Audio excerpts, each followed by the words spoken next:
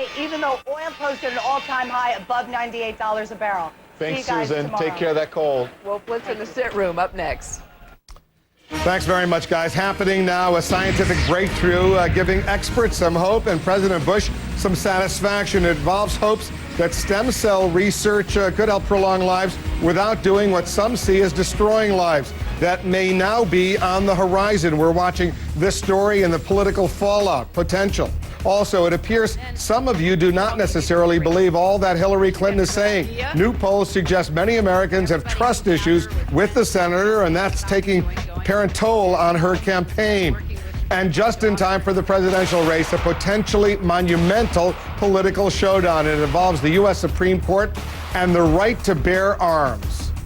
I'm Wolf Blitzer. You're in the Situation Room.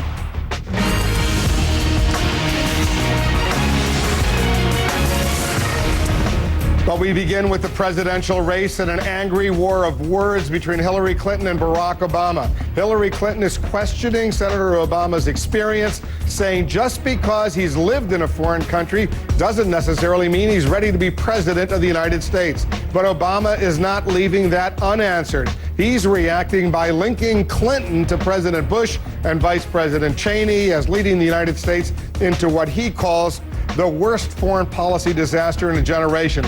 All this coming amid some fresh poll numbers that show Senator Clinton's support slipping in some key polls. Let's go to our chief national correspondent, John King. He's joining us from New York. It's getting rough out there on the campaign trail between these two Democratic frontrunners. Update us on the latest, John.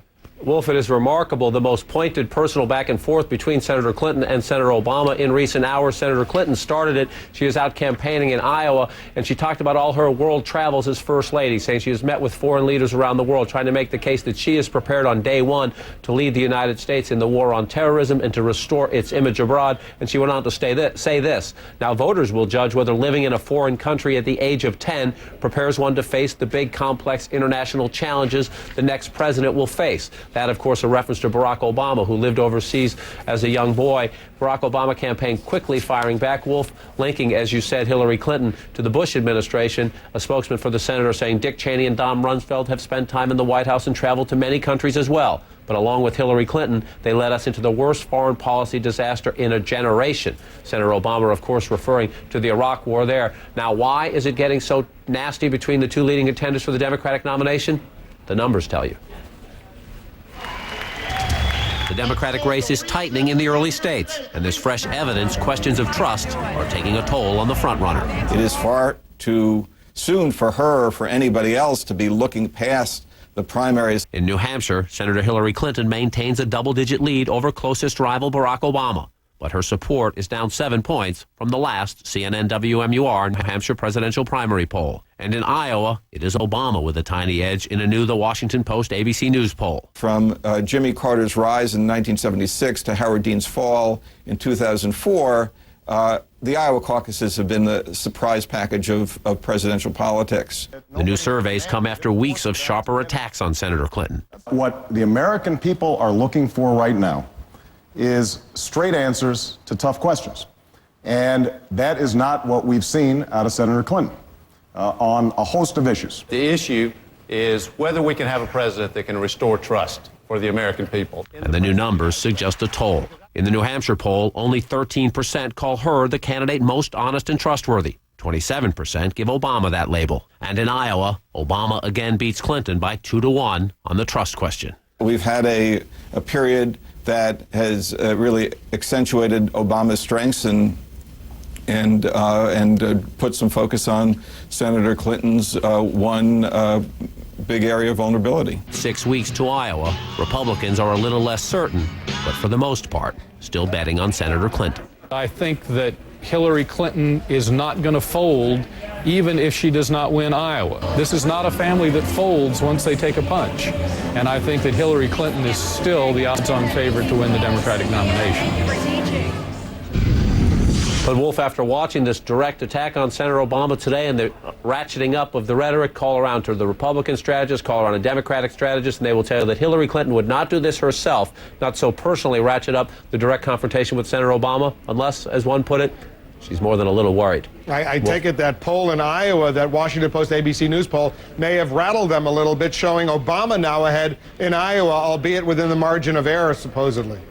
The front runner always falls, Wolf always stumbles. The question is, can you get up? And if you're a Democrat and you've watched Iowa in recent years or over the past 25 years, you know it is the trouble ground. And Senator Clinton has a good ground operation. But if she loses anywhere, there will be this aura of inevitability will be punctured. So, of course, that is the biggest challenge. And it is no surprise that her sharpest attack on Senator Obama comes the day after that new Iowa poll showed him inching ahead. All right. Thanks very much, John. We'll be back later. Hillary Clinton isn't holding back in a new campaign ad that's started airing in New Hampshire. In the ad, an announcer says the Democratic White House hopeful is the only candidate who can beat, and I'm quoting now, the Republican attack machine. The ad also calls Clinton the, quote, a one candidate with the strength and the experience to get us out of Iraq. It's been hailed as the scientific equivalent of the first airplane by the Wright brothers, a biological breakthrough so major some experts are applauding it. The White House is praising it. Today, scientists reporting they successfully made ordinary human skin cells act like embryonic stem cells without doing some of the destroying of lives as opponents of embryonic stem cell research suggest. There's still, though, plenty of skepticism about this advance, and experts admit lots of questions remain unanswered. But this could allow a way around the ethical and political minefield related to using human embryos. Let's go to our White House correspondent, Suzanne Malveaux. She's watching this important story for us. Suzanne, what's the White House saying?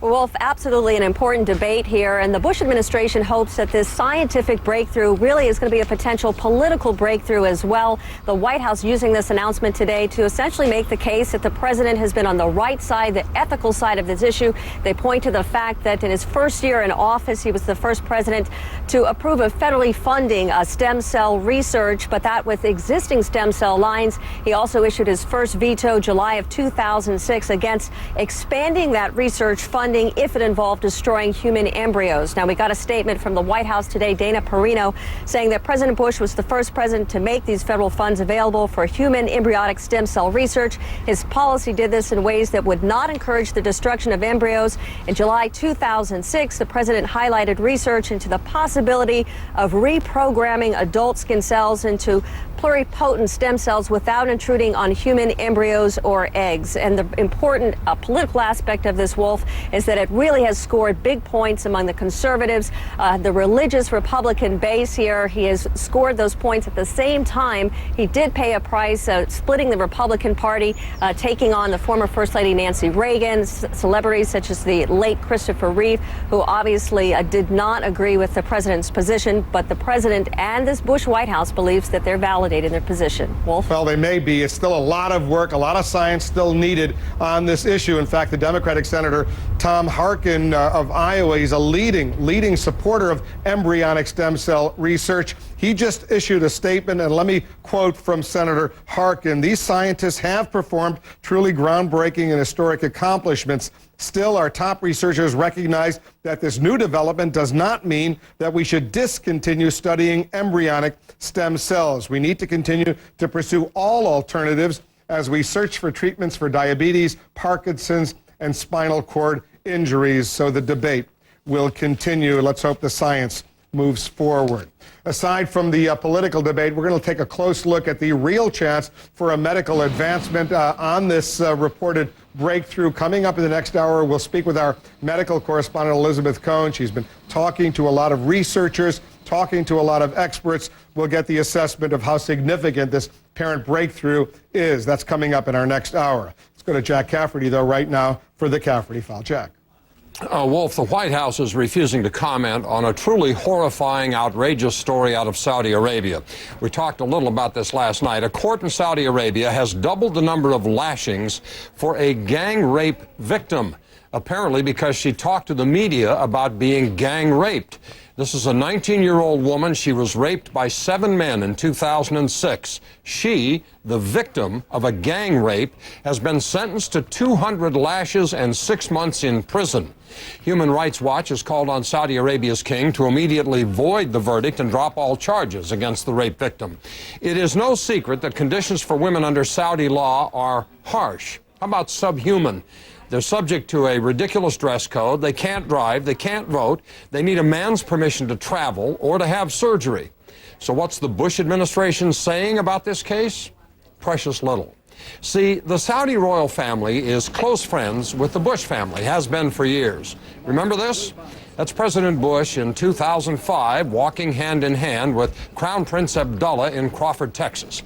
At the time, the president called him a friend and referred to Saudi Arabia as an ally in the war on terror. And of course, we buy a lot of their oil, an awful lot of their oil. So what's a little beating of a woman gang rape victim among friends, right? The State Department calls it surprising and astonishing. Not criminal, not outrageous, not barbaric, just surprising and astonishing. But they won't criticize the Saudi government directly, saying they cannot get involved in specific cases in Saudi Arabia dealing with its own citizens. Which led me to wonder how big the atrocity would have to be to bring a condemnation from this bunch of hypocrites in Washington, D.C. Here's the question. How should the U.S. respond to a Saudi court sentencing a gang rape victim to 200 lashes and 6 months in prison? Email CaffertyFile@CNN.com or go to CNN.com/CaffertyFile. Wolf. You know, you showed that picture of then Crown Prince Abdullah with President Bush and Crawford when they were holding hands. You know, he's now the king. He's moved up. He could end this just by issuing a little decree if he so wanted. But what they're saying is they want to let the judicial process move forward before he were to do any such thing. Judicial process, that's what they call this? That's what they're saying. The Sharia court, the Islamic courts, have to deal with it in their own way, and then they'll have a chance maybe down the road to do something about it. But they got to let the process go forward. Well, let's all hold our breath, shall we? Yeah, I think this is an outrageous story. And Carol Costello, who reported it yesterday, is going to have a lot more in our next hour, Jack, as well. We're going to watch this story closely.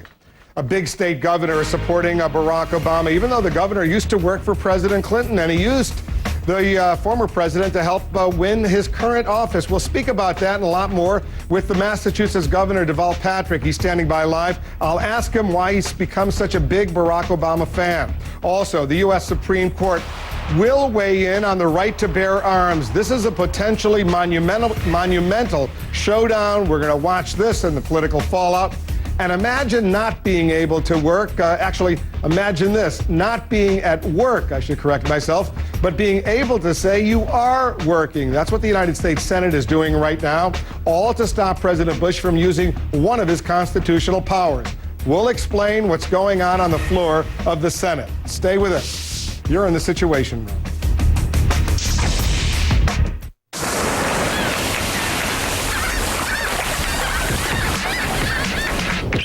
When your Jeep dealer unveils the most exciting sales event of the year, we want everyone to know about it. Announcing the Jeep event of a lifetime. For a limited time, get 0% financing on 2008 models, all backed by our lifetime powertrain warranty. That's the best warranty in the business, bar none. But hurry to your Jeep dealer today, because while the warranty goes on for a lifetime, this event ends soon. Take a good look around, and if you're looking down, put a little love in your heart. Smart Balance Buttery Spread helps improve your cholesterol ratio, and its great buttery taste won the Chef's Best Award. Naturally trans fat-free, an excellent source of ALA omega-3s, it's part of the Smart Balance food plan. It's all about balance. Put a little love in your heart.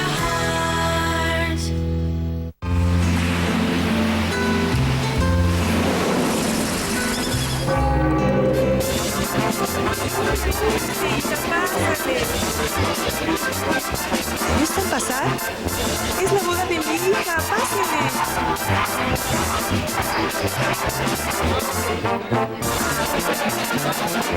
Only in Mexico you don't just witness celebrations, you become part of them.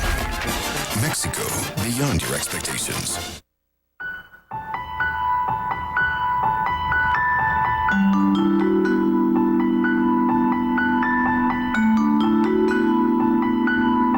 Because financial solutions have no borders or boundaries, UBS operates in only 2 locations.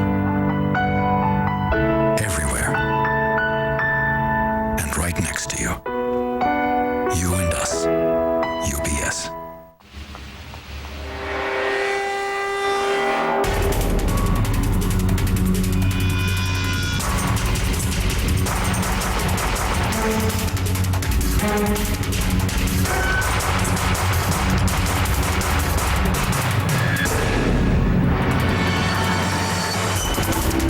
trouble getting to work after a car accident? One call to Farmers Help Point could fix that. Farmers Help Point. Sanity makes a comeback.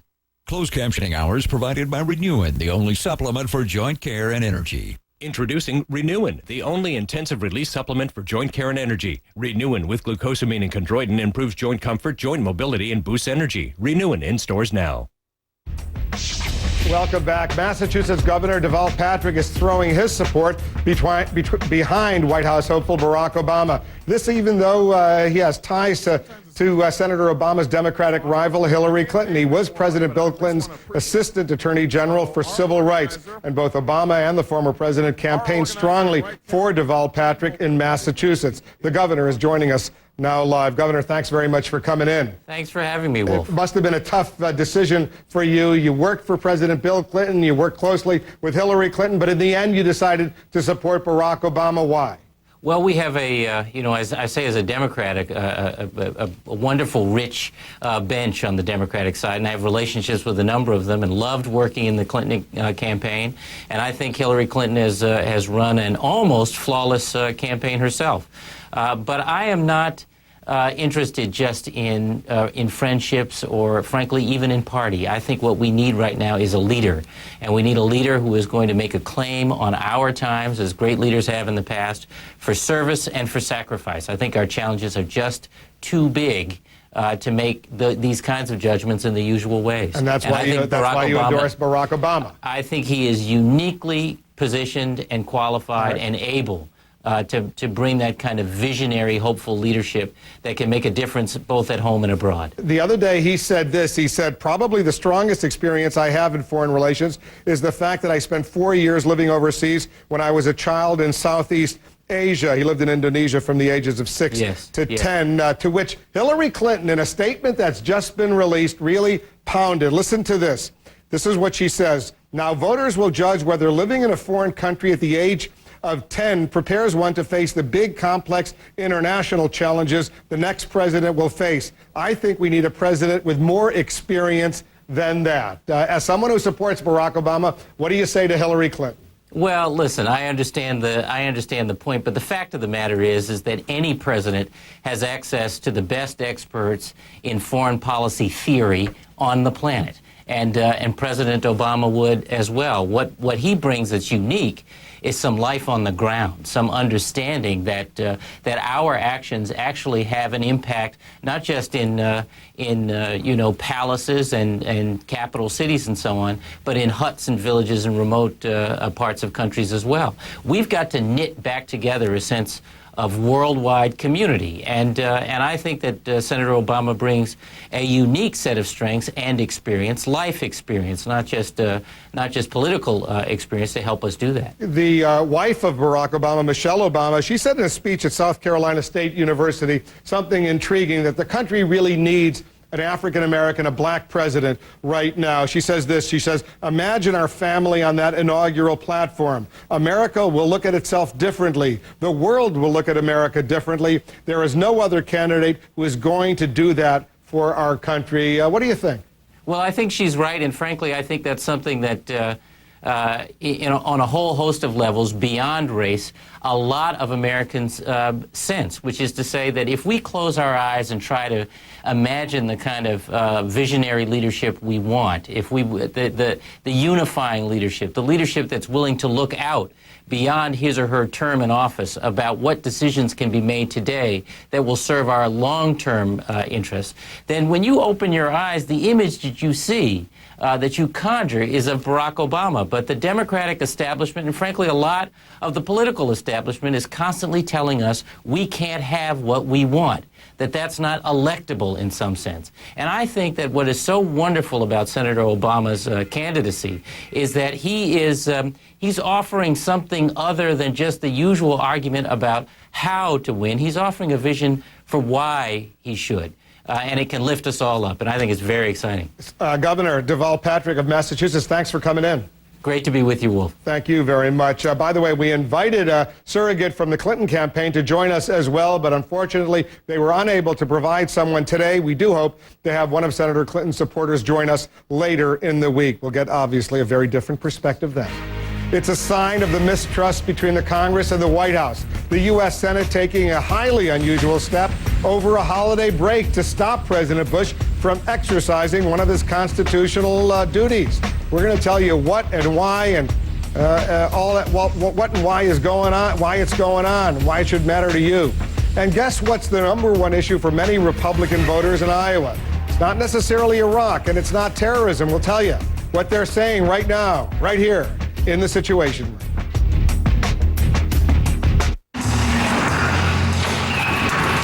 Got the estimate? Just got it.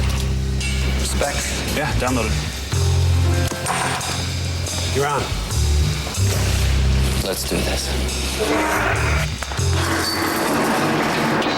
At Verizon Wireless, your small business is a big deal to us. That's why we offer a host of wireless solutions designed to fit your needs and the security of America's most reliable wireless network. We're gonna need more chairs. Verizon Wireless, it's the network. That's my brother Earl. He's been driving the same car for 20 years. What's worse, he's had the same car insurance for 20 years. I tell him, Earl, driving an old car is one thing, but having outdated insurance could be costing you a fortune. Is that right? Switch to the AARP insurance program from the Hartford. It's a program designed for people 50 plus. If you're over 50, you might save $300 by switching to the AARP auto insurance program from the Hartford. Really? And with a good driving record, your deductible can disappear over time. Plus, your first accident could be forgiven. Earl, no penalty for your first accident. Does your plan do that? I didn't know anybody did that. Not yet a member? Call now. We'll even send you a free calculator. Call 1-800-207-7413. 1-800-207-7413. You can't just sit behind a desk all the time and think you know what's going on in the world. You have to go out and see it for yourself.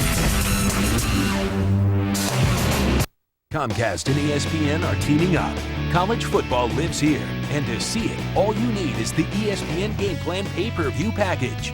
With key matchups and rivalries from major conferences, you'll get up to 12 extra games every Saturday. Order now for this special weekly offer with ESPN Game Plan presented by Olivia. Watch live college football games online all season long on ESPN360.com. Don't miss all the sports action this month on Comcast. Check this out. What is it? It's our new high speed. It's what makes us faster than DSL. Where'd you go? Peru. Liar. Oh, John, si nos comemos un saldo de pollo. No thanks, I just ate. Gracias. Comcast high-speed internet with Power Boost. Faster than DSL, faster than ever. Exclusive plastic surgeon Dr. Jan Adams, Larry King tonight. Carol Costello is monitoring some other important stories incoming to the Situation Room right now. Carol, what's going on? A couple of things, Wolf. It looks like the U.S.-hosted Middle East Peace Conference will happen next week. Palestinian Authority President Mahmoud Abbas and Israeli Prime Minister Ehud Olmert have received invitations to attend the summit in Annapolis, Maryland on November 27th. The U.S. State Department is also sending out invitations to dozens of countries and organizations. The battered U.S. housing market is taking another hit. Construction of single-family homes slumped last month to the lowest level since 1991. But the October slide was slightly offset by a sharp upturn in apartment construction. Still, analysts warn things likely won't get better soon, given the ongoing credit crunch and subprime mortgage woes. In the meantime, the cost of oil keeps going up and up. For the first time, crude oil prices closed above $98 a barrel today. Analysts cite the weakening U.S. dollar and tight supplies worldwide of oil. OPEC decided not to increase production quotas over the weekend. And we're just getting information about this out of Tacoma, Washington. Take a look at these pictures. You see a boat in the water in Tacoma, Washington, in the bay there. Two small planes collided in midair. One of those planes crashed in the bay. We understand 2 people were on board that plane, and rescue workers are either looking for people or parts of the plane. The other plane managed to land successfully at an airport nearby. 2 people on board that plane are presumed to be okay, but we don't know the condition yet, Wolf, of the people who crashed into the bay. We'll keep you posted. Back to you. Thanks very much, Carol, for that. Coming up, gun control. It could take center stage in the race for the White House. The U.S. Supreme Court is now set to weigh in on the handgun ban right here in the nation's capital. Why some say this is long overdue, the ramifications of a new Supreme Court decision could be enormous. And the 32nd congressional session. You could be seeing a lot of it this holiday week. How Democratic Senate Majority Leader Harry Reid is now trying to outmaneuver President Bush. We'll explain that and a lot more right here in The Situation.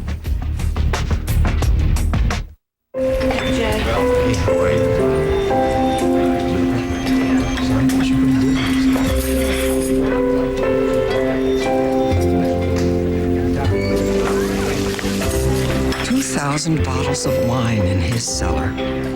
And yet somehow he's never lost touch with his inner meatloaf. Today's wealth needs today's wealth management. U.S. Trust. The doctor said to me, Peggy, you don't understand. Pancreatic cancer is inoperable and incurable. And he says, well, Peggy, you've got 2 months to live. It was like he was telling me, go to the store. There was no compassion. And that was heartbreaking. My life was an hourglass. I was home, laying on the couch, just dying. My sister Pam called the Cancer Treatment Centers of America. When I got there, I knew that I was going to be cared for. I met with the doctor after the tests were done and said, how long do I have? And he looked at me and he said, Peggy, we did a lot of tests on you. And I never saw one thing stamped on the bottom of your foot that said you were going to die in 2 months. You have no expiration date. I thought, wow. Cancer Treatment Centers of America is unlike any other cancer hospital, full of hope, committed to your fight. We use every weapon: surgery, chemotherapy, radiation, nutrition, spiritual support, and mind-body medicine. We surround you with a real team, working together, all under one roof. Each time I went back to the Cancer Treatment Centers of America, I responded better. My tumors were shrinking. Came back in September again, and they still couldn't see anything. I said, you're kidding me. We'll see how it goes. We'll keep testing, but we can't see the tumors anymore. Please call the number on your screen to speak with an oncology information specialist and receive a life-changing information kit and DVD packed with valuable information. Call now and learn about treatment options you may not even know exist. It's really unbelievable how one doctor can tell me I have 2 months to live. And then I go to the Cancer Treatment Centers of America and they saved my life. Hope is a mainstay. Hope is everything. Don't give up. Your fight is our fight. Call Cancer Treatment Centers of America today. A debate so epic, even Abraham Lincoln wants to be there. The CNN YouTube Republican debate. Anderson Cooper live. The CNN debate where the citizen is the star. The CNN YouTube Republican debate. Wednesday night, November 28th, 8 Eastern. To our viewers, you're in the Situation Room happening now. Saudi Arabia's Justice Ministry is defending a much criticized sentence handed out to a gang rape victim. Says the woman's sentence was increased to 6 months in jail and 200 lashes after unspecified, quote, further evidence came to light against her. We're watching this story. More coming up. An advocacy group says millions of dangerous toys could still be on the store shelves despite this year's massive recalls. It says hazards include toys with lead and dangerous small magnets that kids could choke on. And stunning new details about the night Princess Diana died. A witness now telling a British inquest jury a distressed Diana yanked an IV out of her arm in the ambulance and had to be restrained. We're watching this story as well. I'm Wolf Blitzer. You're in the Situation Room.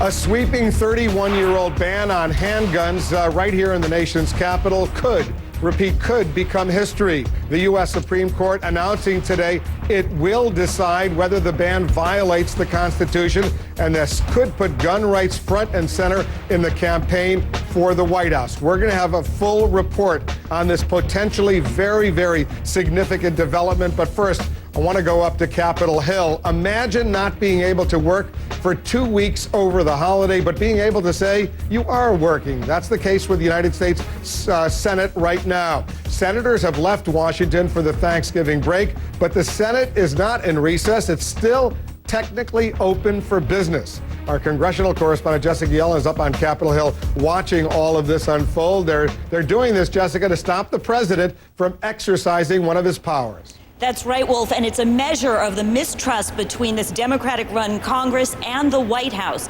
Senator Harry Reid is so frustrated with President Bush that he's taken an unusual step to block the president from making any so-called recess appointments. It means that he has to ask a few senators to come on in during their Thanksgiving break.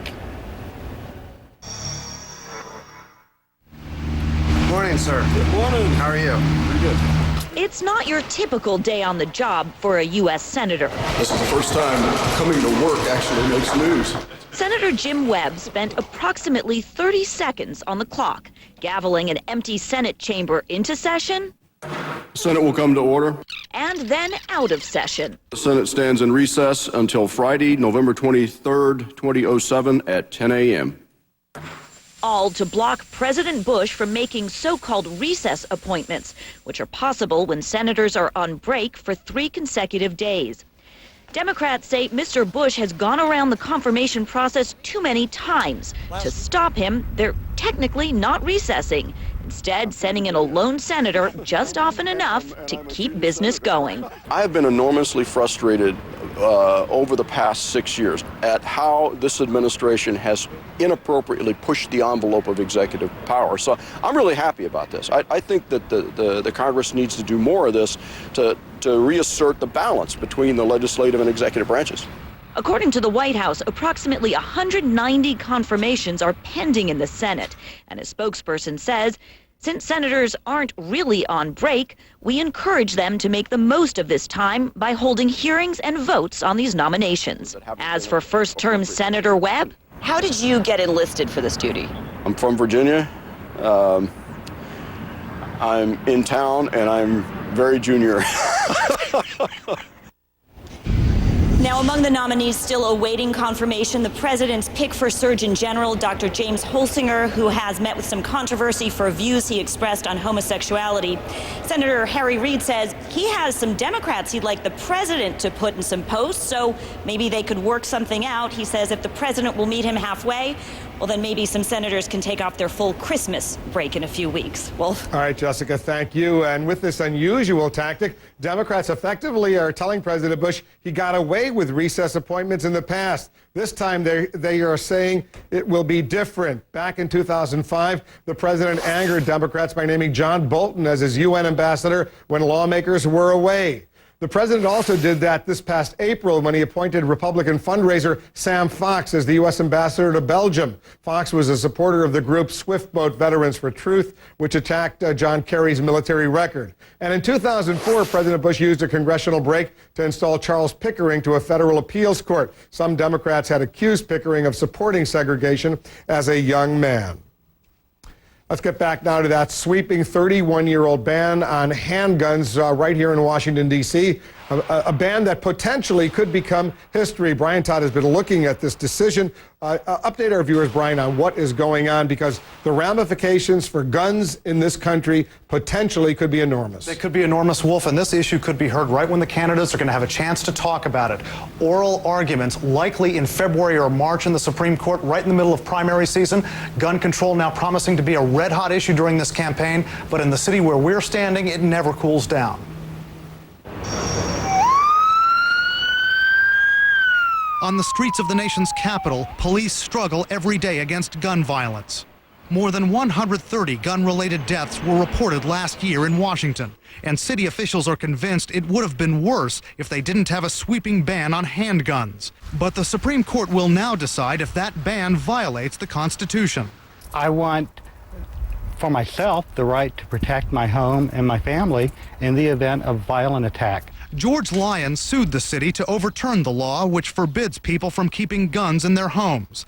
In March, a federal appeals court ruled the law is incompatible with the Second Amendment, which says a well-regulated militia and the right of the people to keep and bear arms shall not be infringed. The main question before the court is whether the Second Amendment, the right to bear arms, is an individual right accruing to the individual citizens, or whether it is a collective right that just accrues to the states to have their own militias. If it is an individual right, it is pretty much hard to regulate. If it is a collective right, regulation of guns would be completely okay. Shonda Smith, whose 2 teenage children were gunned down in D.C. 14 years ago, has this warning if the city's handgun ban is overturned. What's going to happen to kids? Mothers going to be lined up in the cemeteries putting flowers on their children's graves. The Supreme Court could rule on this by late June. Of course, a political tinge to that as well, just before the party conventions. But the issue is never far from the candidates' minds. A recent NRA convention attracted 7 Republican candidates, and the democratically controlled House of Representatives just passed legislation that strengthens background checks. Wolf, it's going to be center stage again this political season. We'll watch it every step of the way with you, Brian. Thank you. Iowa, it's miles from the U.S. border, so why is immigration now the top concern with a lot of voters out there? We're going to take a closer look and check out how the Republican presidential candidates are responding. Plus, a lot of people couldn't wait for Fred Thompson to join the race for the White House, so why is he falling behind right now? And Democrats in the Bush administration locked in a battle over paying for the war in Iraq. We'll see if either side is backing down. Lots more coming up right here in The Situation. Consider Joseph A. Bank first. Handcrafted camel hair blazers and Harris tweed sport coats, an incredible $149. Luxurious leather jackets, regularly $550 to $600, now $179. Plus extra savings throughout the store, like a huge selection of cashmere sweaters, now $99. Only at Joseph A. Bank. The cartilage in your joints is drying out, but you can hydrate your joints with Joint Juice Fitness. Each 10-calorie bottle of Joint Juice Fitness is packed with glucosamine to help keep the cartilage in your joints hydrated and help keep you active. Hydrate your joints with Joint Juice Fitness. At Infiniti, we believe a vehicle should deliver all-wheel control when you need it and V8 performance when you want it. Introducing the new Infiniti V8 M45 with intelligent all-wheel drive. A driver's car, inside and out. The new M from Infiniti.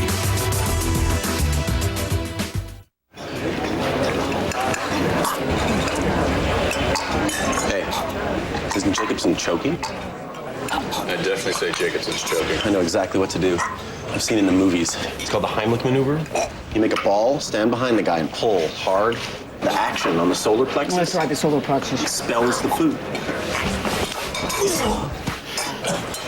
Just like I told you. Less talk. Just like in the movies. Make it happen. The Royal Bank of Scotland Group. Closed captioning hours provided by Senecot. Works gently, works overnight. I switched to Senecot tablets, a predictable overnight laxative that lets me stay on schedule, just like the train. Senecot tablets works on your schedule. CNN Thanksgiving Day. Make a feast of some of CNN's top investigations in 2007. And for dessert, dig into 50 years of pop culture. A day of the year's best documentaries. CNN Thanksgiving Day starting at 1 Eastern. My name is Roberta Smith. I am 100 years old, and I'm very proud of it. I'm happy. I live my life like I want to. I never thought I would live to be 100. Never crossed my mind. Retirement Income Solutions from Genworth Financial can give you retirement income you can't outlive, no matter how long that may be. Genworth Financial. Insurance for living. Solutions for life. Guess what's the #1 issue on the minds of many Republican voters in Iowa? It's not Iraq. It's not terrorism. It's illegal immigration. Many Iowa Republicans are angry about its negative impact, so the Republican presidential candidates are trying to show they feel that anger.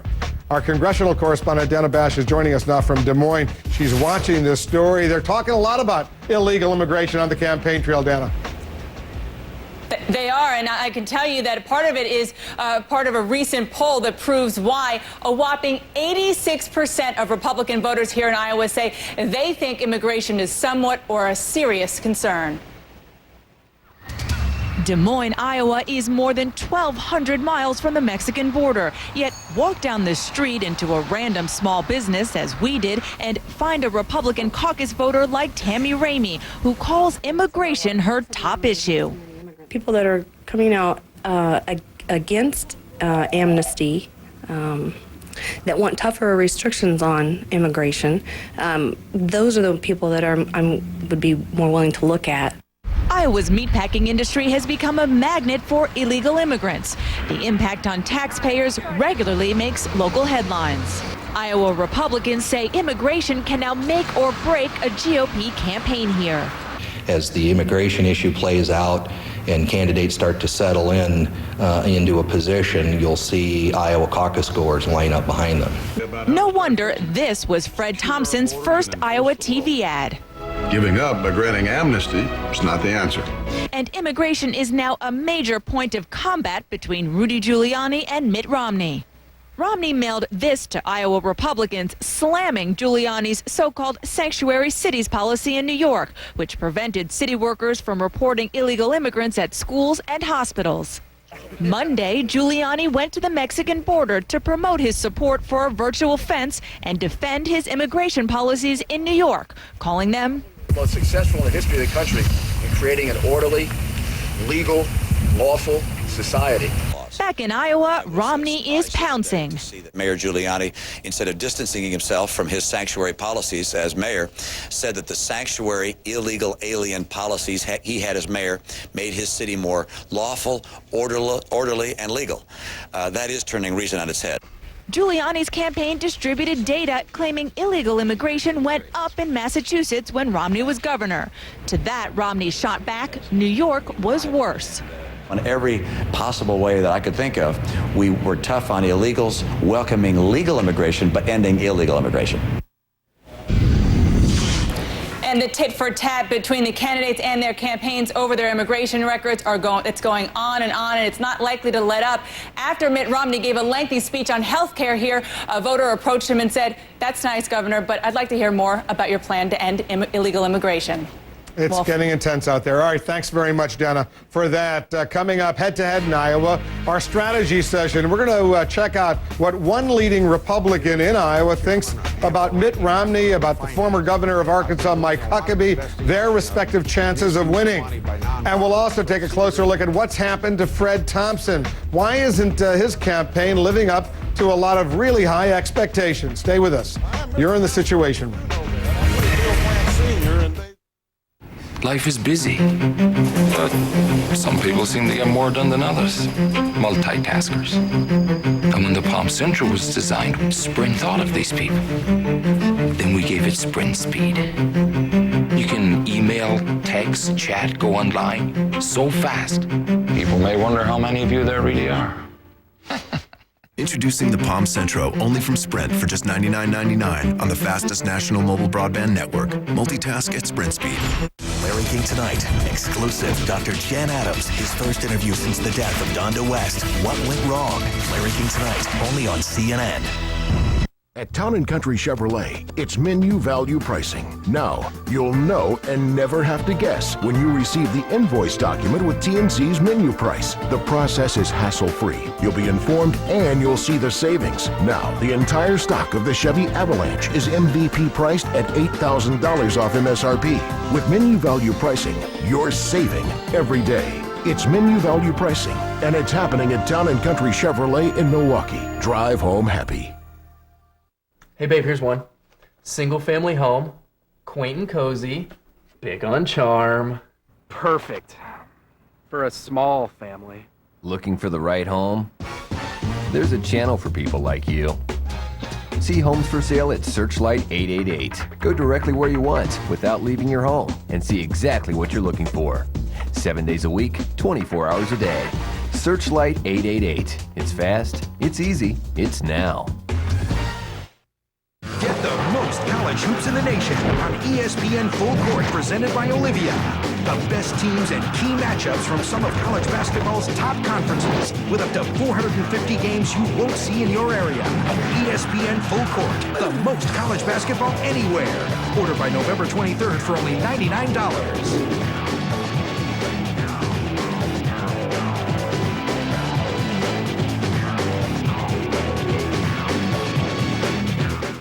I'm Allison. I'm Ben. A one-night stand may be the best thing that ever happened to him. I'm pregnant. With a baby? Don't miss Knocked Up. When these two dads catch the spirit, the holidays couldn't get brighter. Order Deck the Halls tonight.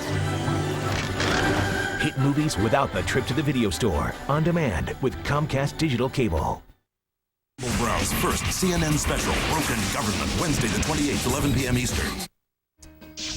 Republican Senator Chuck Grassley is making his picks known to who's going to win the upcoming Iowa caucuses, and they're not very far down the road, January 3rd. Joining us now in our strategy session to discuss this and a lot more, CNN political analyst and Democratic strategist Paul Begala, and conservative commentator Terry Jeffries, editor-in-chief of Cybercast News Service. Guys, thanks very much. Well, Grassley thinks that Mitt Romney is going to win in Iowa, and the latest poll that we have here shows he is ahead.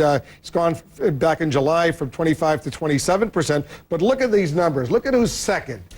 The former governor of Arkansas, Mike Huckabee, he went from 2% in July to 18% in this latest poll. What's going on in Iowa? Well, I think one thing that's happening is whereas some people have discounted the power of social and cultural conservatism in the Republican primaries this season, Huckabee's rise and the fact that Romney's holding on in Iowa and some other places still prove that they are the determining voter in the Republican primaries, Wolf. It is possible that Huckabee could win in Iowa. That is definitely within the realm of possibility, even though he doesn't have a whole lot of money, and Romney has a lot of money. Absolutely. Keep in mind, in 1988, when President Bush's father, George H.W. Bush, was a pretty popular vice president, he was beaten in Iowa not only by Bob Dole from the neighboring state, but by Reverend Pat Robertson, a very socially conservative Republican presidential candidate. So he could, and if I were advising Huckabee, I'd go right at Romney on those social issues, because he's a Romney come lately. You know, Huckabee's always been conservative on these issues.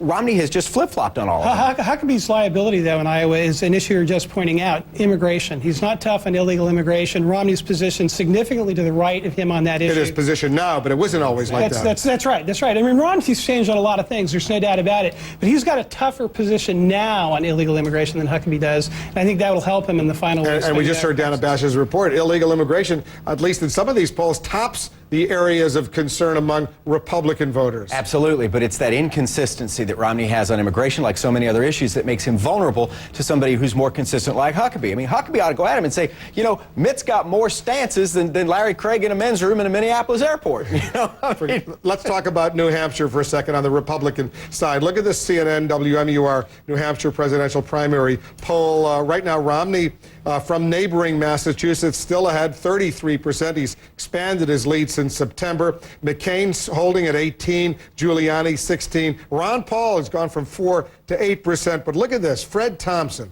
He was at 13 in September, high expectations. He's crumbled in New Hampshire to only 4%. That's less than Ron Paul. Whatever happened to the Fred Thompson campaign? Well, the whole premise of Fred Thompson's campaign is that he was going to come in and be the superior conservative to take on Giuliani. He was going to be better than Romney, better than Huckabee, better than these guys.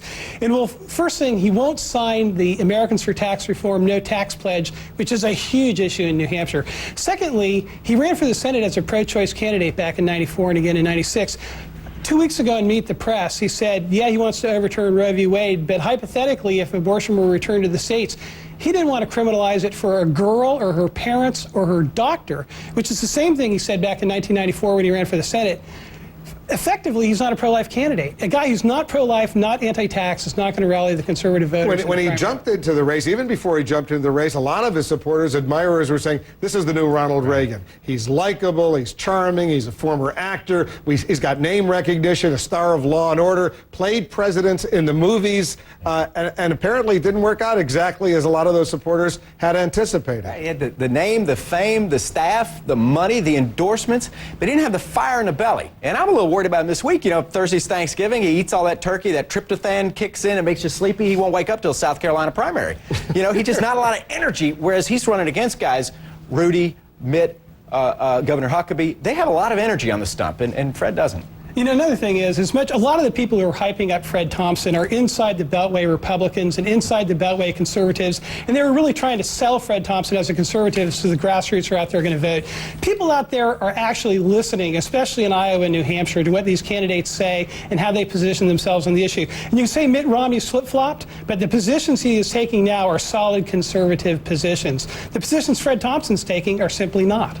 Guys, we're going to leave it right there, but both of you have a nice Thanksgiving. And Hook'em Horns, Texas is going to beat A&M on Friday. I wore my Longhorn tie. You heard it right here. Just to salute my guys. Guys, thanks very much. Jack Cafferty has the Cafferty File coming up. Also, GQ's Man of the Year. He's suave and sophisticated. Maybe. Find out which dark horse the magazine tapped this year. Stay with us. You're in the situation. All right. Strategy Session, brought to you by Bristol Myers Squibb Sanofi Pharmaceuticals.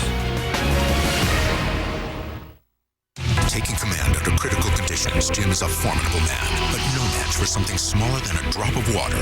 It was a clot. If you've been hospitalized with heart-related chest pain or had a heart attack, what doctors call ACS, chances are you've had a clot too. But now, Jim's on Plavix. Plavix, taken with other heart medicines, helps provide greater protection against heart attack or stroke than other heart medicines alone by helping keep blood platelets from sticking together and forming clots. If you have a stomach ulcer or other condition that causes bleeding, you should not use Plavix. When taking Plavix alone or with some other medicines, including aspirin, the risk of bleeding may increase, so tell your doctor before planning surgery. And always talk to your doctor before taking aspirin or other medicines with Plavix, especially if you've had a stroke. If you develop fever, unexplained weakness, or confusion, tell your doctor promptly, as these may be signs of a rare but potentially life-threatening condition called TTP, which has been reported rarely, sometimes in less than 2 weeks after starting therapy. Other rare but serious side effects may occur. Ask your doctor about Plavix today, because you're no match for a dangerous clot. If you take Plavix with other heart medicines, continuing to do so will help increase your protection against a future heart attack or stroke beyond your other heart medicines alone. You may be feeling better, but your risk never goes away. Help stay protected. Stay with Plavix. Any global accounting organization needs to keep a sharp eye on the financial environment. Listen carefully to your needs and goals, and think long and hard about your business. But what distinguishes the accountants at Grant Thornton is their passion for the business of accounting. Grant Thornton, a passion for the business of accounting.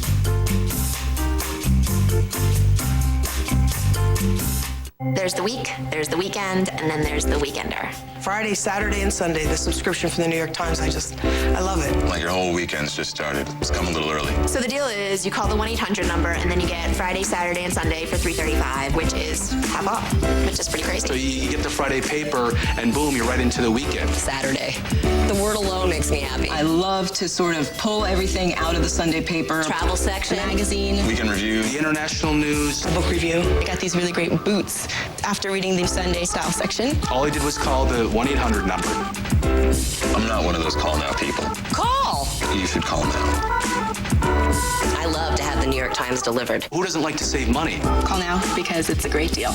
It's like having a table of contents for everything in the world. I mean, how much would you give for that? The Weekender subscription from the New York Times. Get it now for as low as $3.35 a week. Call 1-800-727-7464. Who doesn't like to start the weekend a day early?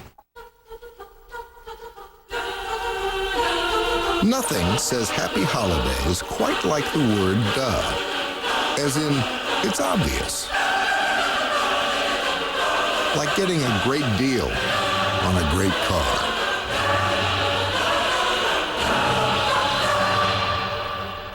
Happy holiday. Get $500 HMFC bonus cash and 0% APR for 72 months on a 2008 Hyundai Sonata. America Votes 2008 is sponsored by Hyundai. Now there are more reasons than ever to check out a new Hyundai Azera. Visit the Election Center at cnn.com/election for in-depth information on the candidates. He's a man of the year. That's what GQ magazine says, and that would be the Republican presidential candidate, Ron Paul. The magazine has picked the presidential candidate along with 37 others. GQ calls Paul, and I'm quoting now, the dark horse of the year. Paul is the only presidential candidate to be on the magazine's list. Paul's campaign says the candidate is humbled and honored. As Republican presidential candidate Mike Huckabee rumbles with his rivals, he could get some extra muscle. Huckabee already had the support of the martial arts star Chuck Norris. Now the wrestler Ric Flair, he's also known as the Nature Boy, says he's supporting Huckabee as well. CNN has learned the wrestling star will co-host a Huckabee tailgating event at the South Carolina Clemson football game this Saturday in Columbia. Republican presidential candidate Huckabee, by the way, will be among my guests Sunday on Late Edition, the last word in Sunday Talk. And another presidential candidate hits a milestone, 65 years old. That would be Joe Biden. It's his birthday today. The Democratic candidate campaigned in Des Moines, Iowa. Supporters there gave him a birthday cake. Happy birthday, Senator Biden. And remember, for the latest political news at any time, you can always check out our political ticker at cnn.com/ticker. Anonymous email have circulated on the internet targeting Barack Obama, and now the Barack Obama campaign is using the internet to respond. Let's go to our internet reporter, Abby Tatt. And Abby, what's going on? Well, this is Barack Obama's new fact-check page. It's touted as a place to respond with the truth, not to be confused with the Hillary Clinton campaign's Fact Hub that was launched earlier this month. That one's advertised as the straight scoop on Election 08. Through these sites, the campaigns are slapping back online at media reports, other candidates, and particularly each other. But the Barack Obama fact-check site has one added focus, this section, knocking down anonymous emails targeting him that have circulated online. One claimed Obama had been educated at an Islamic madrasa. CNN traveled to Indonesia and found that to be false. Senator Obama has addressed these rumors on the campaign trail already. This site now denounces them and asks readers to forward any anonymous emails that they might receive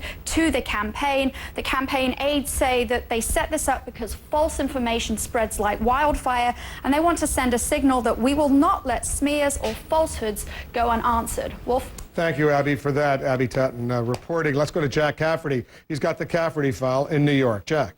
You know, this all suddenly reappeared after Obama mentioned the other day that he lived in Indonesia when he was 10 years old, as somehow making the point that he had foreign policy experience. I mean, that doesn't make you Henry Kissinger, and he probably shouldn't have bothered to bring it up, because now they're throwing rocks at him for that statement, as well as these old rumors about the madrasa resurfacing. The question this hour, this just blows me away. How should the U.S. respond to the Saudi court that sentenced a woman who was gang raped by 7 men to 200 lashes? John in Austin, Texas, if you're left numb by the plight of the Saudi woman sentenced to 200 lashes, 6 months in prison, try to find out what becomes of her on her release back to her family. She will likely disappear at the hands of her father, brother, or some other male relative for bringing shame to the family. I lived in the Saudi kingdom from early 1999 through 2004, and I'm familiar with their culture. Tim in New York writes, I don't know, more hand-holding from Bush, Cheney? How about some nukes or more military aid? When are you going to wake up and realize the Bush cabal doesn't care about human rights? They hate them here. Why wouldn't they hate them over there? Rick writes, what's the point of the question? It doesn't matter what we say or think. They have us by the barrels. We won't say a word about it. That's barrels. Marty in Oakland, California, Florida. If Bush thinks this is okay, then he and the vice president should send their daughters to live in Saudi Arabia for a year. Carly in North Carolina, our reaction to the Saudis should be at least as stern as the warnings to Iran. It's outrageous that we would condone these Neanderthal treatments of women in Saudi Arabia. I wonder how Laura Bush really feels about this treatment of women in a country whose king holds hands with her husband. Darren in Michigan writes, 15 of the 19 terrorists on 9/11 were from Saudi Arabia, and we attacked Iraq. You can't honestly believe the United States will take a position against their oil allies on something this trivial. And Linda in California, it must be okay because the Saudi ruling family is good buddies with our president, and our president wouldn't be friends with anyone who does anything wrong, right? Wolf, they have us by the barrels. Good line indeed, Jack. Thanks very much. We're going to be discussing this later as well. And to our viewers, you're in the Situation Room happening now.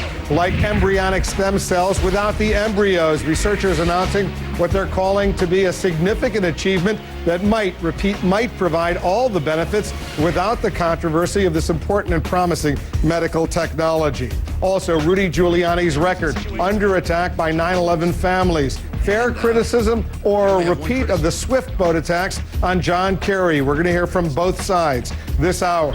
And new developments in a story that Jack was just reporting on, a story that's truly horrified a lot of the world. A rape victim ordered lashed and jailed for allegedly causing her own attack. Will the U.S. intervene? I'm Wolf Blitzer. You're in the Situation Room.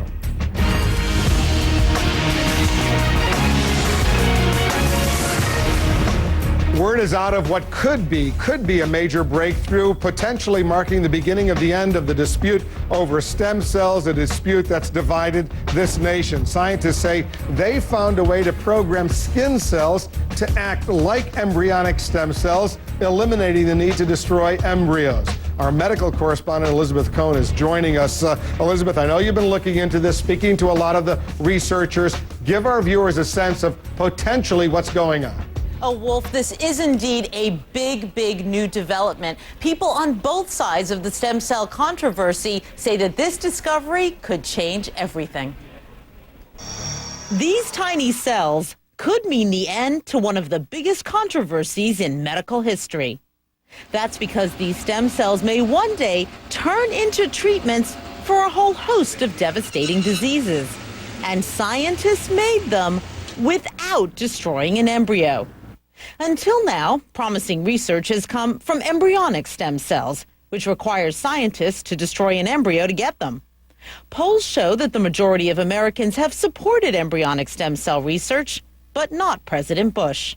The use of federal money, taxpayers' money, to promote science which destroys life in order to save life is, I'm against that. 6 years ago, President Bush put severe limits on funding for embryonic stem cells. Today, the president reacted positively to this latest development: stem cells made not from embryos, but from human skin tissue. The White House issued this statement: by avoiding techniques that destroy life, President Bush is encouraging scientific advancement within ethical boundaries. But scientists say this doesn't mean the end of embryonic stem cells, and it's still not clear which approach, embryonic stem cells or the reprogrammed skin cells, will be more useful in coming up with important medical treatments. Now, what's really exciting about stem cells is that they can hopefully be changed into different types of body tissue, and you kind of make, if you'll excuse the term, spare body parts. And with these new stem cells, you have to look at this. It's really amazing. What they did is they changed some of the stem cells to behave like heart tissue, and you can actually see it starts to beat. So this is the very infant stages of turning these stem cells into real therapies that will help real people. Wolf? And we shouldn't get our viewers' expectations overly raised. You point out accurately, this is really the infant stage of all of this. Is that right?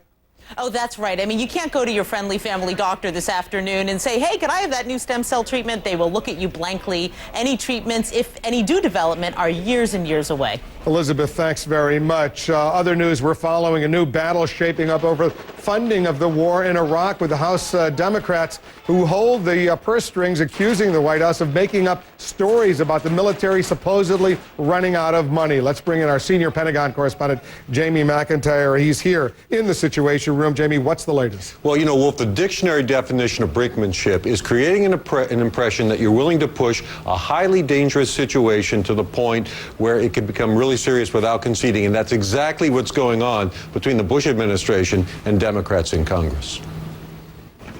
The Pentagon insists unless it gets an immediate cash infusion, it will have to close down bases and lay off some 200,000 government and contract workers beginning mid-February.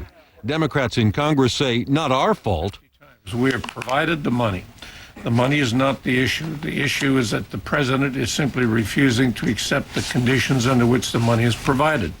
The House has approved $50 billion of the $178 billion in war funds, but with a timetable requiring most U.S. troops to be withdrawn from Iraq within 14 months, by the end of 2008.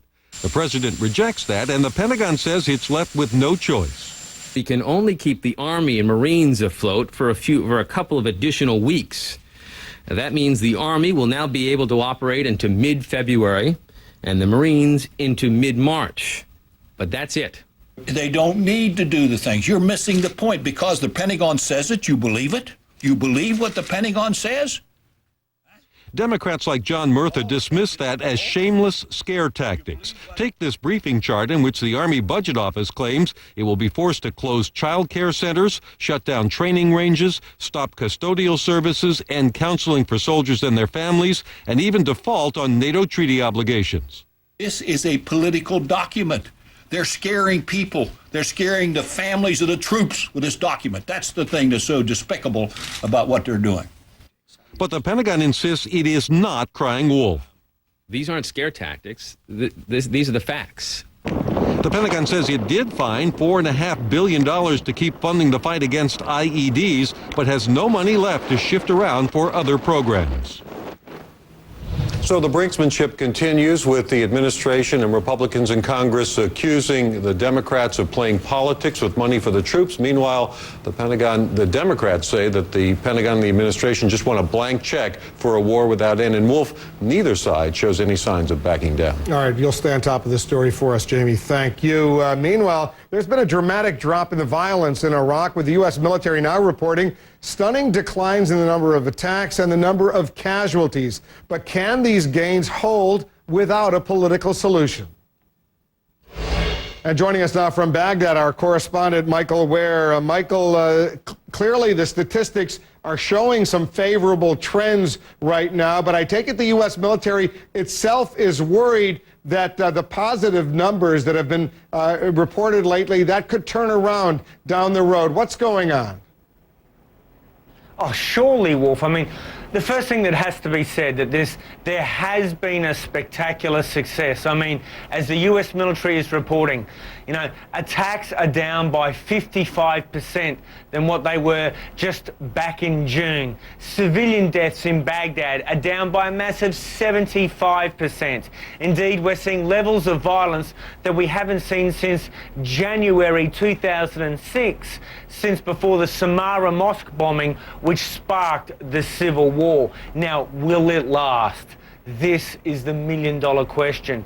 Admirals and generals are very careful to caution that these are very positive trends, but we can't read too much into them yet.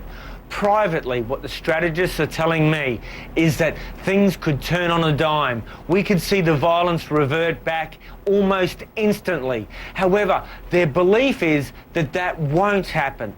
Among the US forces here, they have the confidence. They can keep the levels of violence to where they are now until at least the summer of next year. But what happens after that, no one knows, because the name of the game now, Wolf, is reconciliation. By building Sunni militias, by America essentially now working with 72,000 Sunni insurgents, putting 45,000 of them on the US government payroll, that has seen a massive decline in attacks. It's also seen neighborhoods in Baghdad protected essentially by US-backed Sunni militias. The problem is there going to be real reconciliation at the political level with this Shia-dominated government? And all signs right now point to no. So perhaps this success may amount to nothing. And the generals are warning that if there's no reconciliation by next summer, we may be looking for a new strategy, Wolf. You've been away for a while. Now you're back. Actually, you've been there for more than 4 years covering this war. Have you felt any really discernible difference on the streets of Baghdad or elsewhere since you've come back? Well, yes and no, I have to say. I mean, yeah, look, honestly, this is a much more peaceful city than it used to be. But we still have dozens and dozens of people dying every week.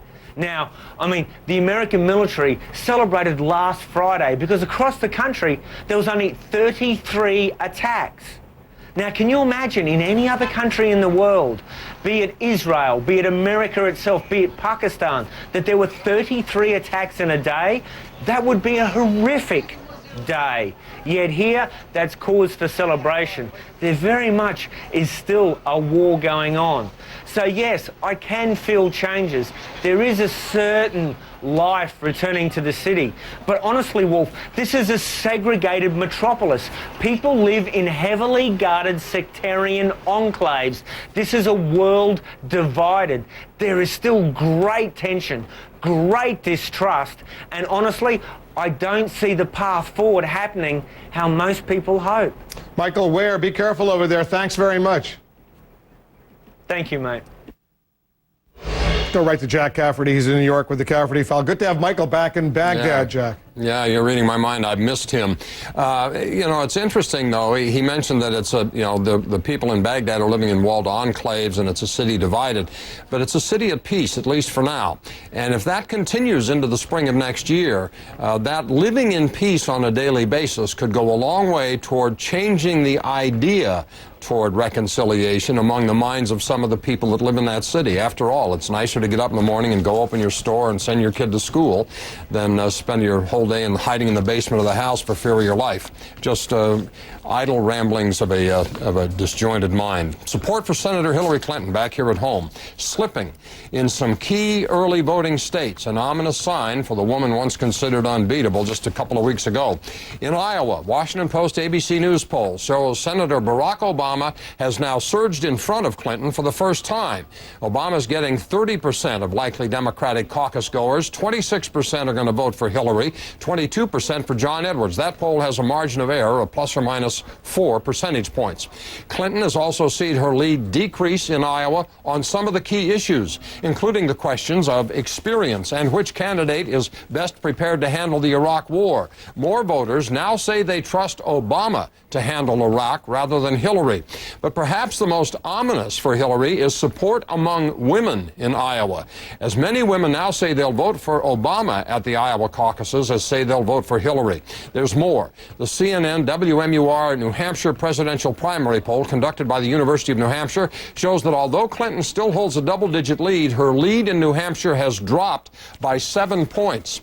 And check this. When voters were asked which candidate is the most honest and trustworthy, Hillary Clinton placed 4th, behind Obama, Edwards, and Bill Richardson. And finally, in Florida, a new Mason-Dixon poll shows Rudy Giuliani beating Hillary in a potential matchup 50 to 43%. Republicans Fred Thompson and Mitt Romney also beat her in that same poll, although their wins are within the poll's margin of error. And the poll also shows that Hillary Clinton is the only candidate, Democrat or Republican, with higher unfavorable than favorable ratings. So here's the question. What's behind Senator Hillary Clinton's drop in the polls? Email your thoughts to Cafferty File, CNN.com, or go to CNN.com/Cafferty File. Back to that Iraq thing for a second, Wolf. Sometimes peace will beget peace. I mean, it's easier not to fight. Well, let's hope that what we've seen these past couple of months really portends a positive trend, and the only way we'll see that is what actually happens on the ground. But you make a good point, Jack. Thanks. Then we can get in there and take that oil. He didn't really mean it, guys. All right, Jack, thanks very much. Outrage growing right now around the world over the case of that young Saudi rape victim facing brutal punishment for the attacks on her. So why is the Bush administration staying silent? Also, Republican presidential candidate Rudy Giuliani trying to fend off attacks on his 9/11 record from relatives of the victims. Plus, did poor decisions cost Princess Diana her life? A medical expert says she could have survived. Stay with us. You're in The Situation.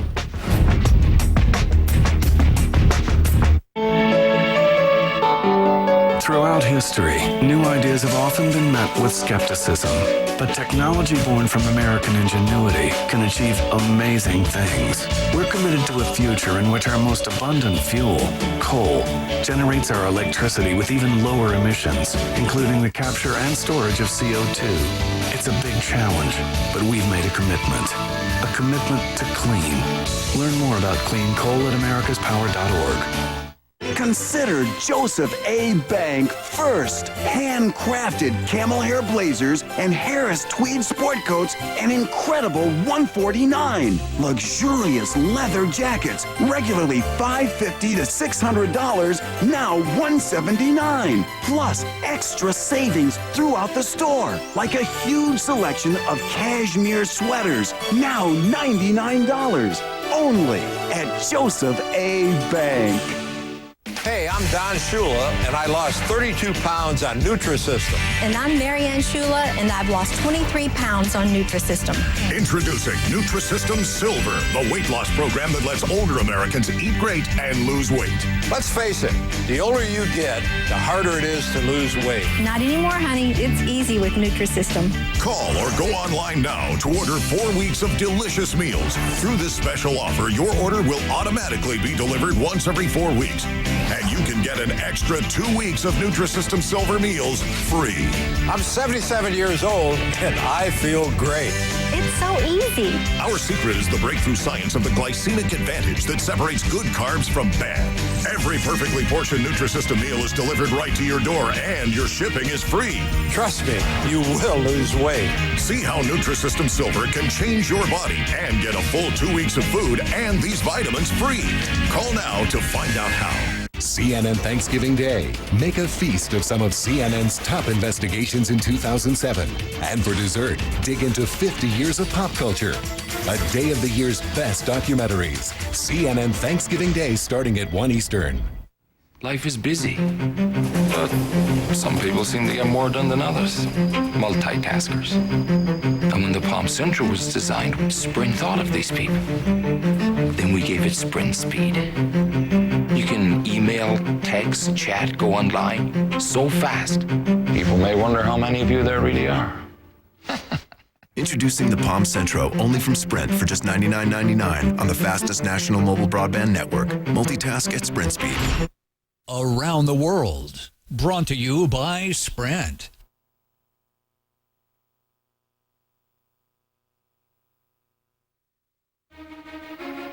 We have a follow-up report on a story that astonished a lot of our viewers, many of us. The case of a young Saudi woman being blamed for her own gang rape and sentenced to be lashed and jailed. Carol Costello reported on the story yesterday. She's following up today. So what's the latest, Carol? Well, Wolf, you know, when we aired the story last night, outrage has grown. Our story seen in many parts of the world. You know, this is not a woman's tale of woe. It's a human rights issue. So what are U.S. officials saying? Not much.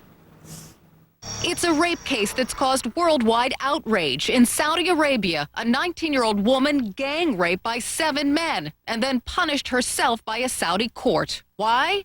Because she was with a man who was not a male relative when they were both abducted. Sentenced at first to 90 lashes, her attorney appealed. The court increased the punishment to 200 lashes with a bamboo reed and 6 months in prison.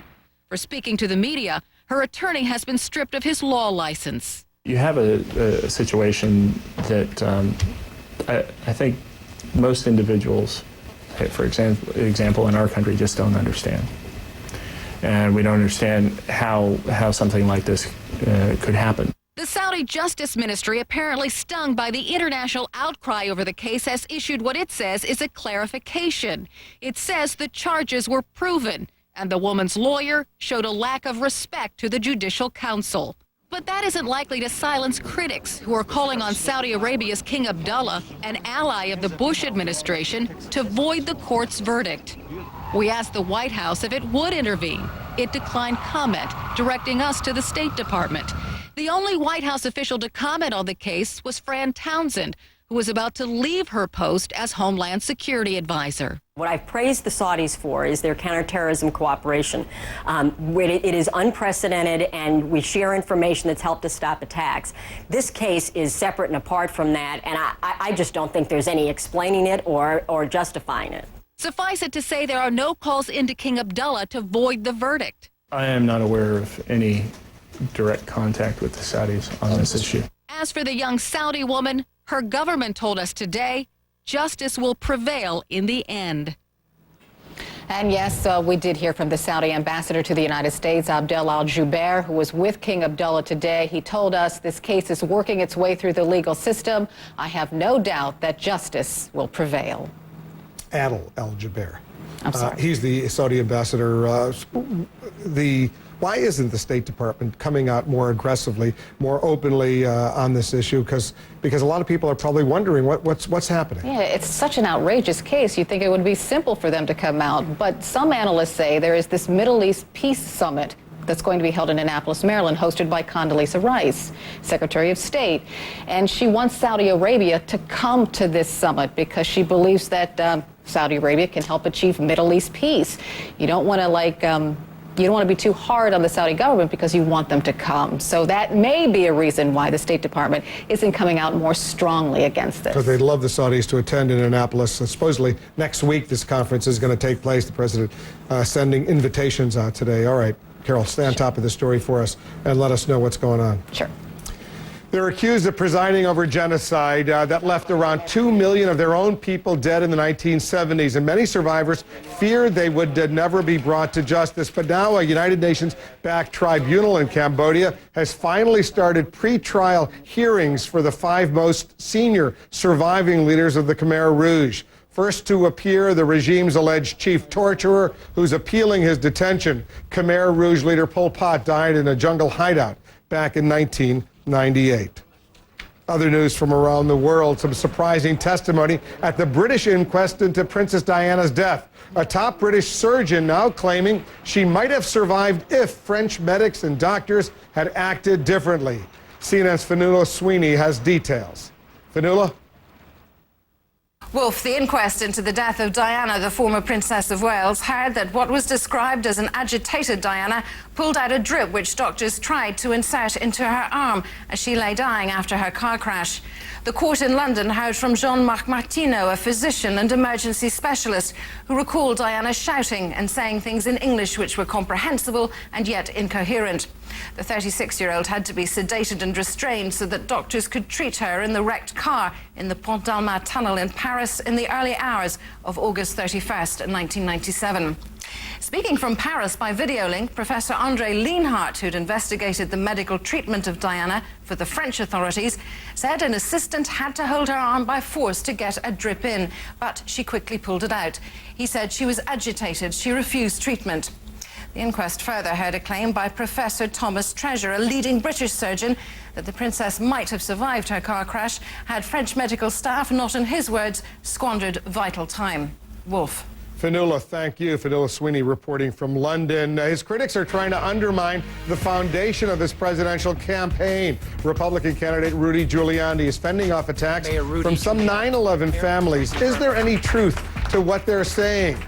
Plus, an urgent warning for anyone who might be buying toys this holiday season. We're going to show you why danger is still lurking despite all those recalls. Stick around. You're in the Situation Room.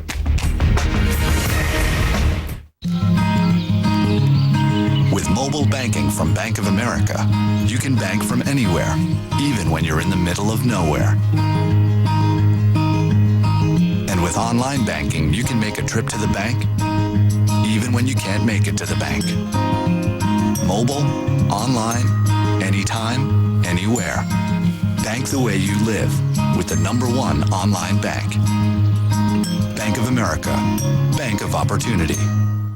I'm a network specialist. I'm a cell site technician. I'm a data engineer. I'm a systems engineer. Our team constantly strengthens the Verizon wireless network, monitoring network usage, Connection quality. network reliability. The minute there's a surge in the volume of data, We're there to boost the network's capacity. Do you want to know why Verizon Wireless is such an advanced network? You're looking at it. You're looking at it. You're looking at it. you're looking at it. Because financial solutions have no borders or boundaries, UBS operates in only 2 locations. Everywhere. And right next to you. You and us. UBS. Mobile banking from Bank of America. The opportunity to do your banking, even when there's not a bank in sight.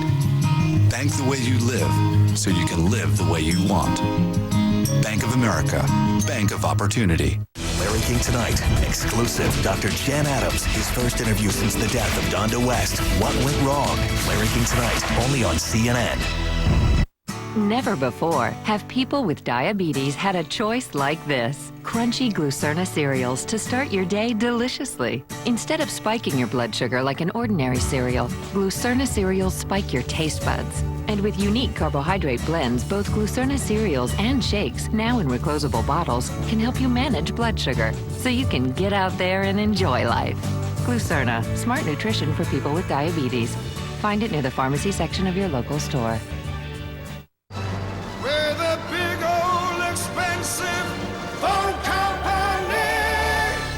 We cost much more than Comcast Digital Voice, and we do what we please. Just check out your monthly bill and look at all those fees.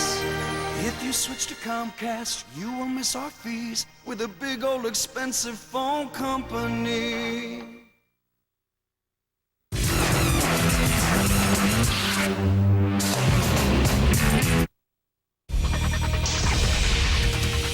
Let's check in with Carol Costello. She's monitoring some other important stories incoming to the Situation Room right now. Carol, what's going on? A couple of things. Warren Jeffs heading to prison. A Utah judge has just sentenced the polygamist sect leader to 2 consecutive terms of 5 years to life in prison. Jeffs was convicted of 2 counts of rape as an accomplice for arranging the marriage of a 14-year-old girl. Exactly how long he stays behind bars, well, that will be up to the parole board. Postal workers, teachers, and nurses are among hundreds of thousands of state employees who walked off their jobs in France today. That coincides with a week-long strike by transport workers. They're protesting reforms planned by President Nicolas Sarkozy, including raising the retirement age for some workers. Mr. Sarkozy claims a mandate from voters, saying we will not surrender. Talks are planned for tomorrow. If you're traveling to Japan, be prepared to smile for the camera and hold out your hand. Beginning today, almost all arriving foreigners will be photographed and fingerprinted. The results will be checked against terrorist watch lists and criminal files. Visitors who match that data will be denied entry. The system is modeled after one used in the United States. Japanese officials say it's meant to deter terrorism. And there's been a drop in the number of people living with the virus that causes AIDS. The United Nations agency says the worldwide figure is about 33 million. That's down from last year's estimate of just under 40 million. But much of that revision is on paper due to new research and analysis methods, especially in India. 2/3 of those infected live in sub-Saharan Africa, where AIDS is the primary cause of death. Let's look at the headlines right now, Wolf. Thanks very much, Carol, for that. Coming up, what some consider to be the very foundation of Rudy Giuliani's presidential campaign, now under attack by some 9/11 families in an effort that some are comparing to swift voting. We're going to hear from both sides of this debate. Also, hidden dangers on toy shelves across the country. We'll have details of an important warning for parents. Plus, get this, Lou Dobbs for president? There's lots of speculation out there about drafting him for a White House run. Coming up, I'll ask Lou about it point blank. We'll see what he says. That and a lot more right here in The Situation. I don't have prescription drug coverage. We don't either. They all need a break on their prescriptions, and they all got one by getting this card, the Together RX Access Card. That's for people like us. People who don't have prescription drug coverage. Most cardholders save 25 to 40% on brand name prescriptions. You can save on generics, too.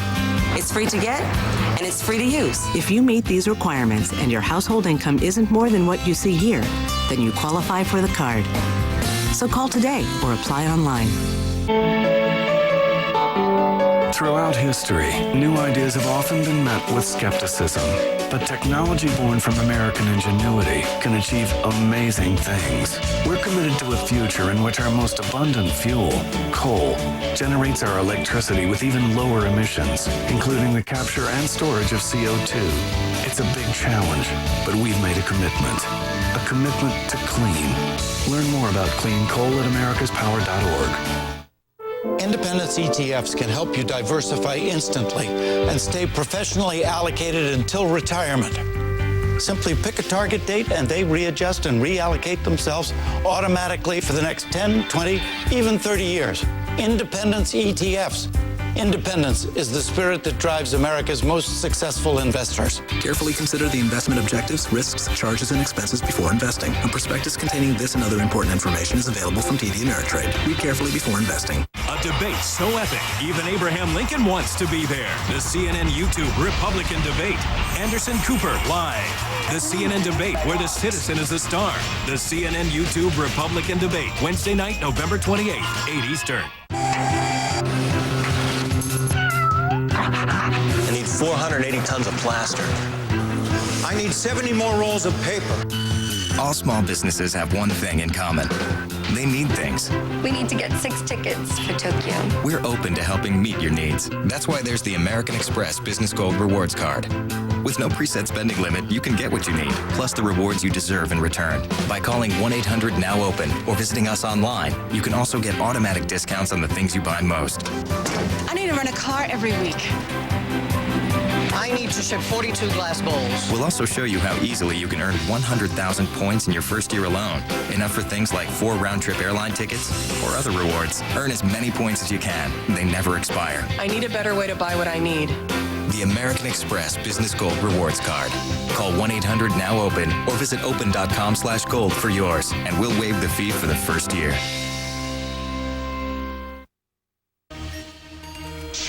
To our viewers, you're in the Situation Room. Happening now, the U.S. Supreme Court agreeing to take up what could become a landmark gun case. The justices will decide whether Washington, D.C. can ban handguns, potentially the most important ruling in decades on the right to bear arms. Also, almost 200 journalists are detained in Pakistan in protest against the state of emergency that continues there. But there are some signs the crackdown by the president, General Pervez Musharraf, may be easing. The Interior Ministry saying more than 3,000 detainees have now been released. And the United Nations now estimating 1 million people displaced in Somalia, with 200,000 fleeing the capital in the last 2 weeks alone. Troops loyal to the ousted Islamic government are fighting to retake Mogadishu. I'm Wolf Blitzer. You're in the Situation Room.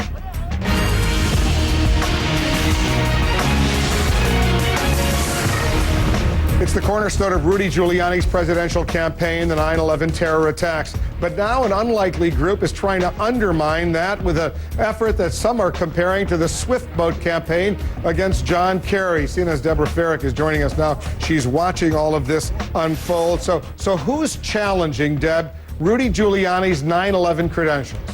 Well, Wolf, this is not a new group. In fact, the faces to many New Yorkers are familiar. These are people who have repeatedly criticized Rudy Giuliani's handling of 9/11 and all the events before and after that day. The big question, can this small group gain momentum? And if so, what does that mean to the mayor's candidacy?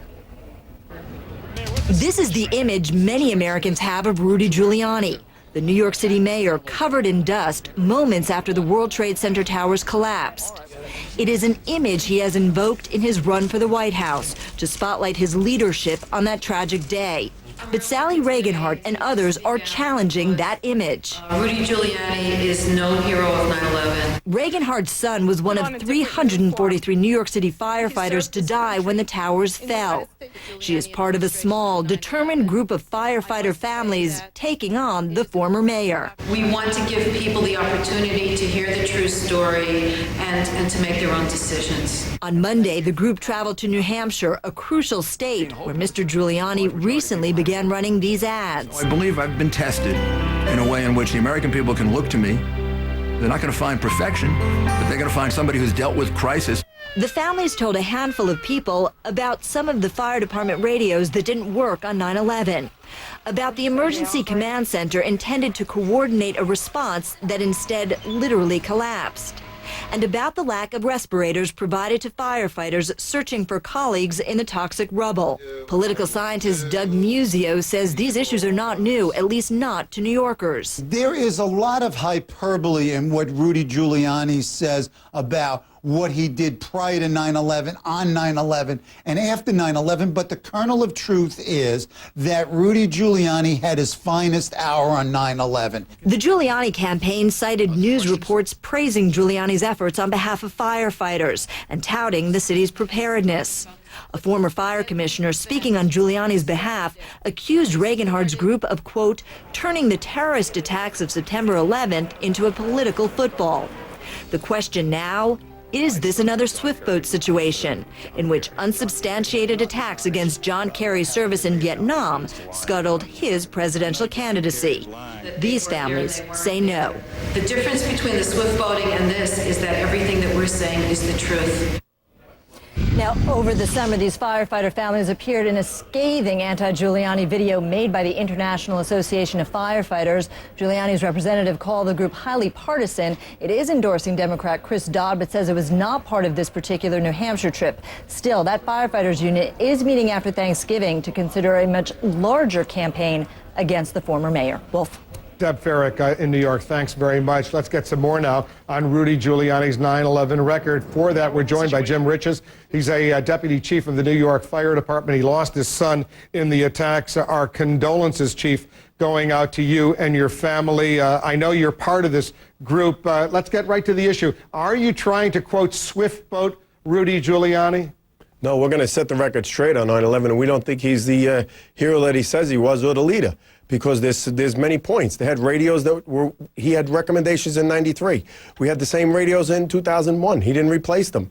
We didn't have a unified coordinated command. We didn't have interagency coordinated drills down at the World Trade Center from 93 to 2001. We had an OEM, which was supposedly his highlight, his hallmark of his tenure, Giuliani, to be the main player in this operation. They were considered useless and invisible that day. And then we had incompetent commissioners there. We had firemen as the fire commissioner, a police officer as the police commissioner. They ran.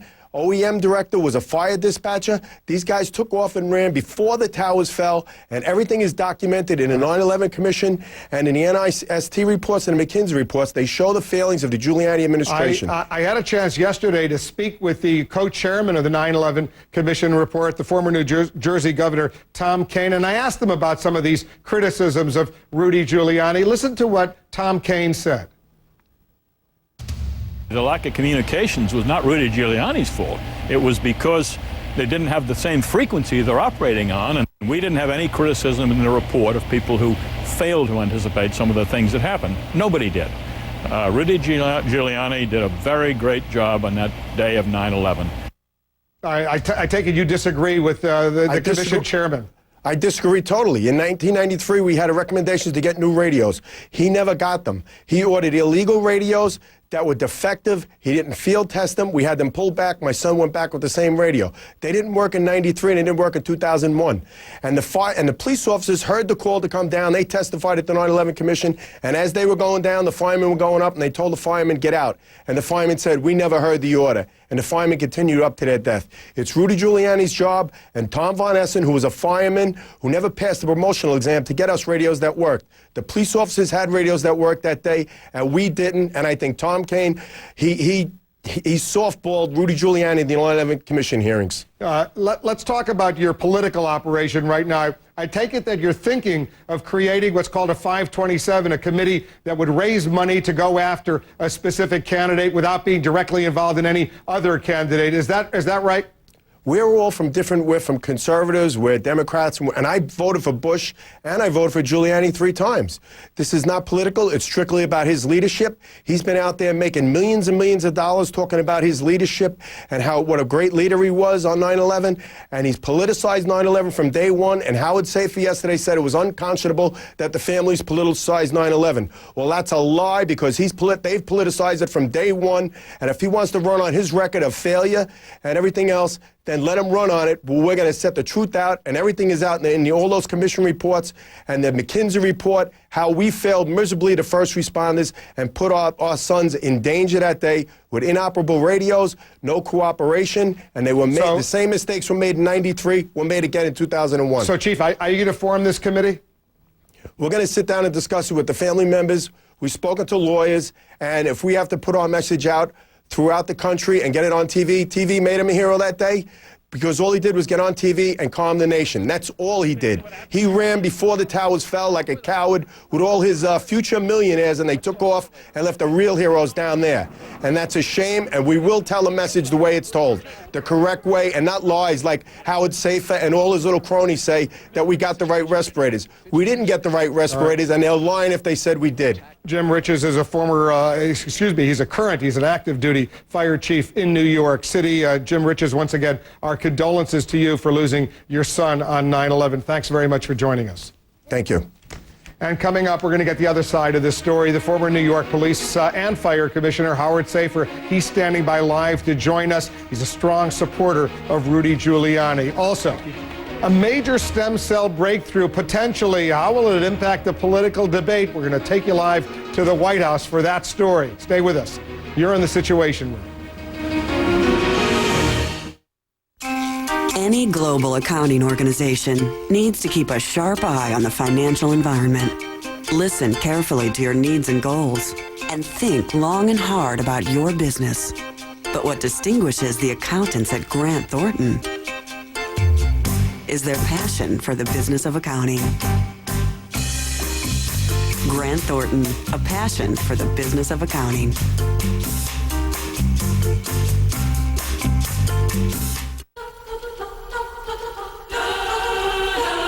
Nothing says happy holidays quite like the word duh. As in, it's obvious. Like getting a great deal on a great car.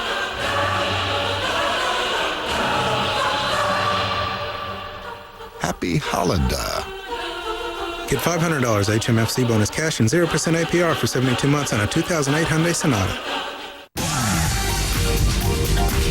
That's my brother Earl. He's been driving the same car for 20 years. What's worse, he's had the same car insurance for 20 years. I tell him, Earl, driving an old car is one thing, but having outdated insurance could be costing you a fortune. Is that right? Switch to the AARP insurance program from the Hartford. It's a program designed for people 50 plus. If you're over 50, you might save $300 by switching to the AARP auto insurance program from the Hartford. Really? And with a good driving record, your deductible can disappear over time. Plus, your first accident could be forgiven. Earl, no penalty for your first accident. Does your plan do that? I didn't know anybody did that. Not yet a member? Call now. We'll even send you a free calculator. Call 1-800-207-7413. 1-800-207-7413. Conquered the skies. Conquered Mount Everest. Conquered the moon. Conquered the neck. Introducing the new Philips Norelco Architect. The first Philips Norelco shaver with a flexible head which allows it to pivot and rotate freely, so you can easily get a close shave even on the neck. Simplicity is making hard-to-reach places easy to reach.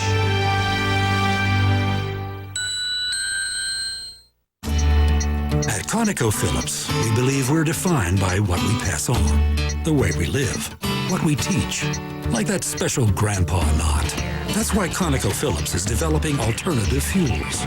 Through our alliance with the world's largest meat processor, ConocoPhillips is gearing up to produce renewable, clean-burning diesel fuel, so we can pass on what matters to the ones who matter most.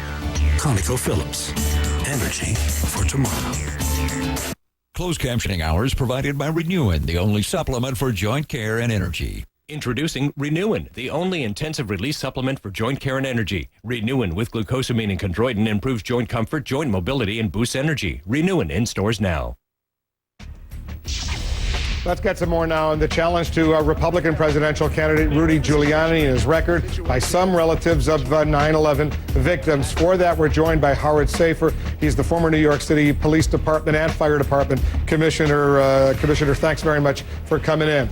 Good to be here. You heard what a deputy fire chief in New York just said. I want to give you a chance to respond to Chief Rich's accusations against Rudy Giuliani.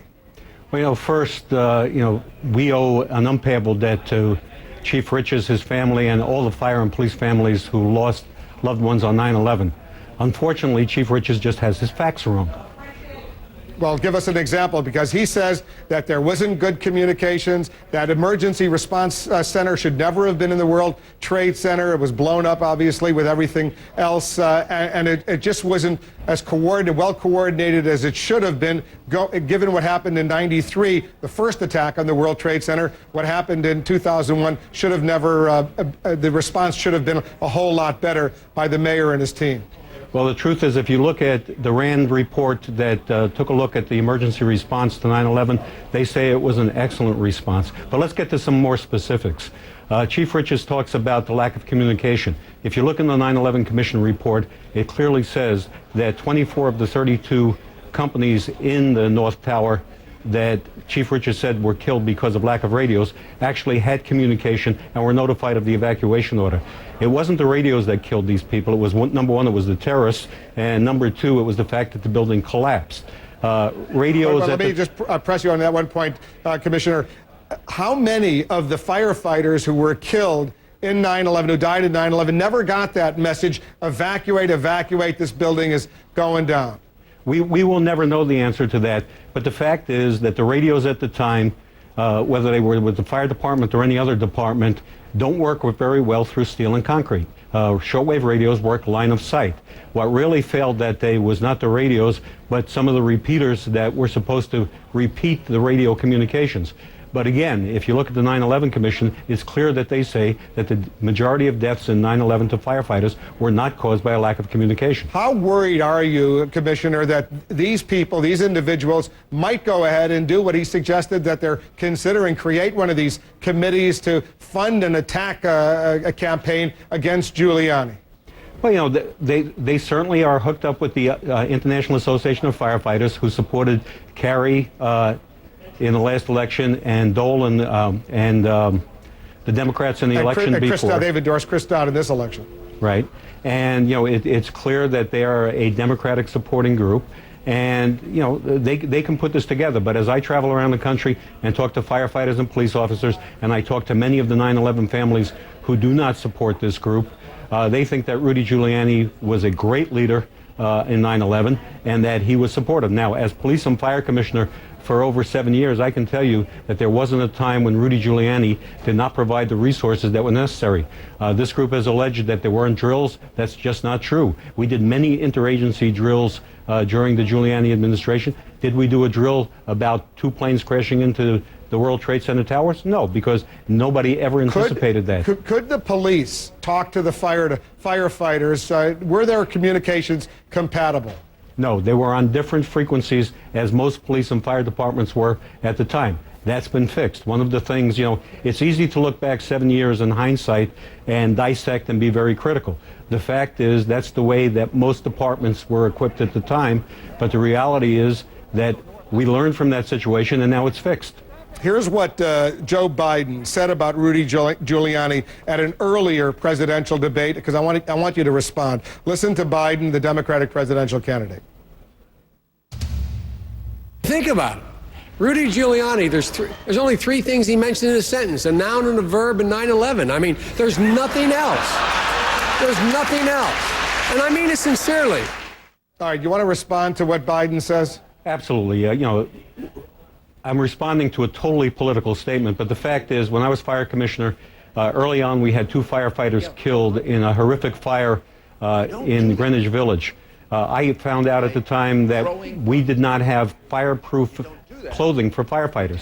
I went to Rudy. He immediately allocated $11 million to equip the entire fire department with fireproof bunker gear, and we reduced fire injuries by 60%. I don't hear Chief Riches talking about that.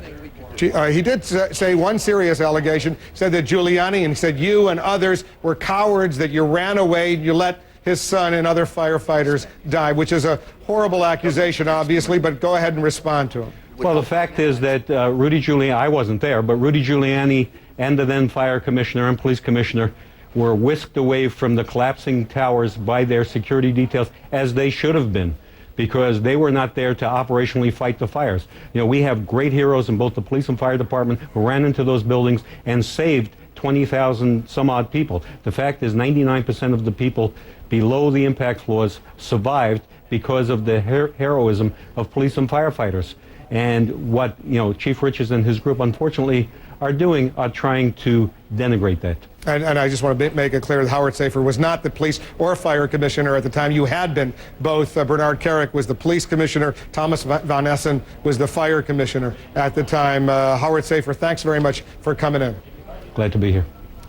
Millions of toys recalled, but millions more may still pose a threat to kids, and they're still on store shelves. We're going to have details of an urgent warning that's going out. Plus, the pending U.S. Supreme Court case that could redefine the right to bear arms. Details of a major Second Amendment case. That and a lot more coming up right here in The Situation.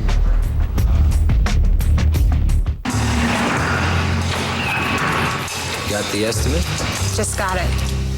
Specs? Yeah, downloaded. You're on. Let's do this. At Verizon Wireless, your small business is a big deal to us. That's why we offer a host of wireless solutions designed to fit your needs and the security of America's most reliable wireless network. We're gonna need more chairs. Verizon Wireless, it's the network. CNN's Campbell Brown goes inside the ruthless world of political attack ads, broken government, campaign killers. Wednesday the 28th, right after the CNN YouTube debate. Old furnaces can be much less efficient than new furnaces. That's why Energy Trust of Oregon and Northwest Natural have teamed up to offer you a special cash bonus when you install a high-efficiency gas furnace. A new natural gas furnace can reduce energy waste and is up to 95% efficient. Make the switch now for savings every month and $200 cash back right away. Learn more at energytrust.org.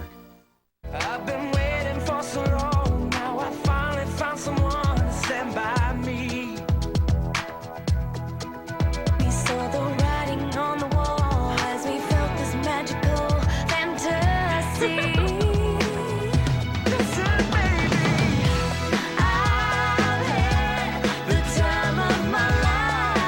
Get up to 50% off depending on date of travel. Call 1-800-SANDALS or visit our website. The Golden Crown Restaurant is a landmark in Beaverton, but it's what's inside that makes us unique. We offer a friendly atmosphere that's perfect for your entire family. There's something for everyone on the menu, from our own house medallion beef to Beaverton's best pan-fried shrimp in the shell. And Golden Crown is just as good at home. Takeout orders are always welcome. The Golden Crown also offers a bar with a big screen and a banquet room that serves up to 80 people. The Golden Crown Restaurant. It's all under the dome on Beaverton-Hillsdale Highway in Beaverton. Here we go. I think I can grab mine. And next time. One more go round. Yeah, let it do a victory lap. Do stuff faster.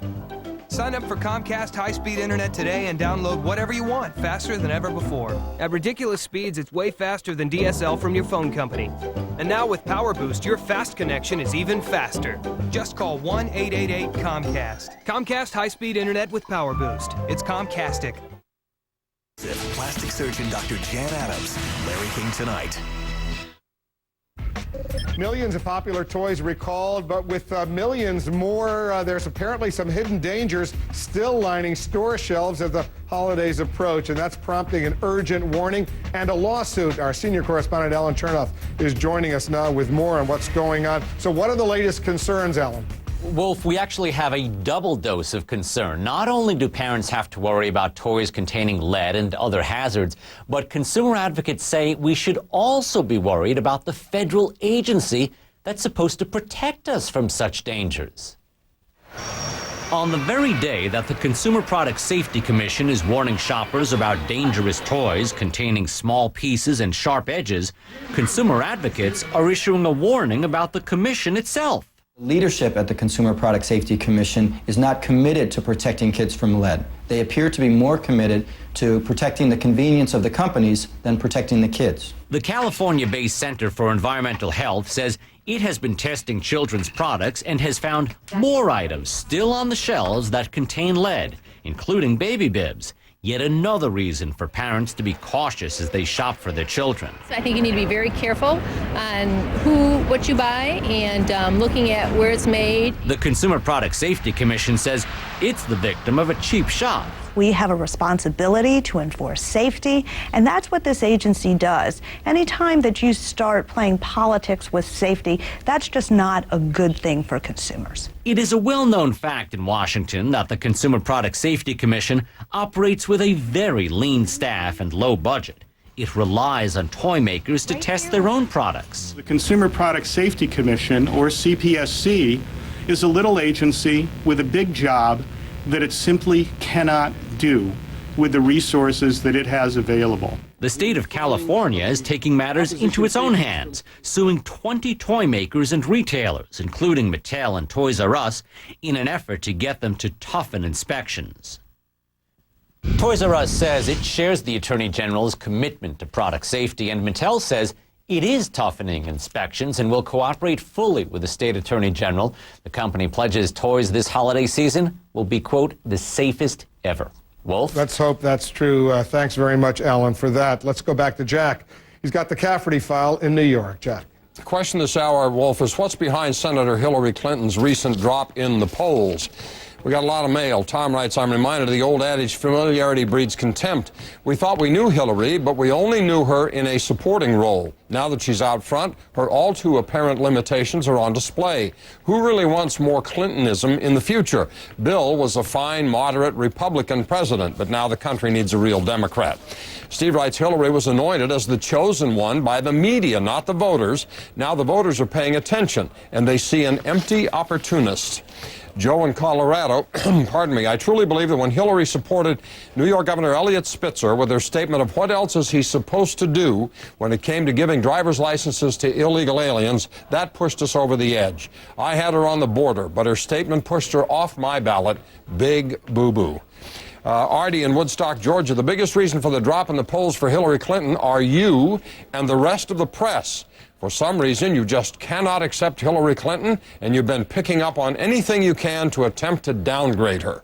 I'm disappointed in you. Joe in Colorado Springs, it's not so much Hillary has dropped, but that Obama has risen. The more the public looks, the more substance they see in Barack Obama. We've had enough politicians in politics. At some level, even the blind party supporters know that. The world needs integrity and leadership to get the U.S. out of the hellhole we've dug for ourselves, and Obama's the only leader in the race. And Richard writes from Gridley, California, the senator from New York has all the charisma of Richard Nixon on a bad day. Wolf? Richard from Gridley, California, does not like Hillary Clinton, I take it. Apparently not. No. Jack, stand by. We got the roundtable coming up in our next hour. More of the Cafferty file. Jack will be with us. Also coming up, Lou Dobbs. There's some speculation he's thinking about running for the White House. You know, I'm going to ask Lou about that. That's coming up next. We'll talk about that. And will a stem cell breakthrough be enough to end the debate over the controversial research? Stick around. You're in the Situation. There we go. They say a man should always dress for the job he wants. So why am I dressed up like a pirate in this restaurant? It's all because some hacker stole my identity. Now I'm in here every evening serving chowder and iced tea. Should have gone to freecreditreport.com. I could have seen this coming at me like an atom bomb. They monitor your credit and send you email alerts, so you don't end up selling fish to tourists in t-shirts. Offer applies with enrollment and Triple Advantage. You face your defining moments with strength, honor, and resolve. You count on the right training, the right equipment, and the right information. Ready when you need them most. So you can focus on what really matters. Your mission. Lockheed Martin. We never forget who we're working for. Attention, open heart surgery patients. The FDA recently announced that Trasolol, a drug used to prevent bleeding during heart surgery, has been suspended from the market after a study suggested an increased risk of death. If you or a loved one suffered from kidney damage, heart attack, or stroke after heart surgery, call the number on your screen now. Again, if you suffered from kidney damage, heart attack, or stroke after heart surgery, call 1-800-279-2130. That's 1-800-279-2130. Here at the phone company, you've been our customer for a long time. Now Vonage wants to change all that. Well, over 2 million people have already switched to Vonage. Oh, really? Don't they miss having phone service? Actually, with Vonage, you get the #1 rated digital phone service with unlimited local and long-distance calls for just $24.99 a month. What do you charge? It's simple, really. It starts with different basic rates, long-distance fees, and of course, different packages have different features, and some Vonage has over 25 features, and they're included for no extra charge. For me, Vonage is everything I want in a phone service. It's dependable. It's perfect. No nickels and dimes like the phone company. Sign up now with Vonage and get 1 month free. Enjoy clear digital phone sound quality using your high-speed internet connection. Okay, but making a change is hard, and for over 100 years, the only thing we've changed is... Your prices? Whoa!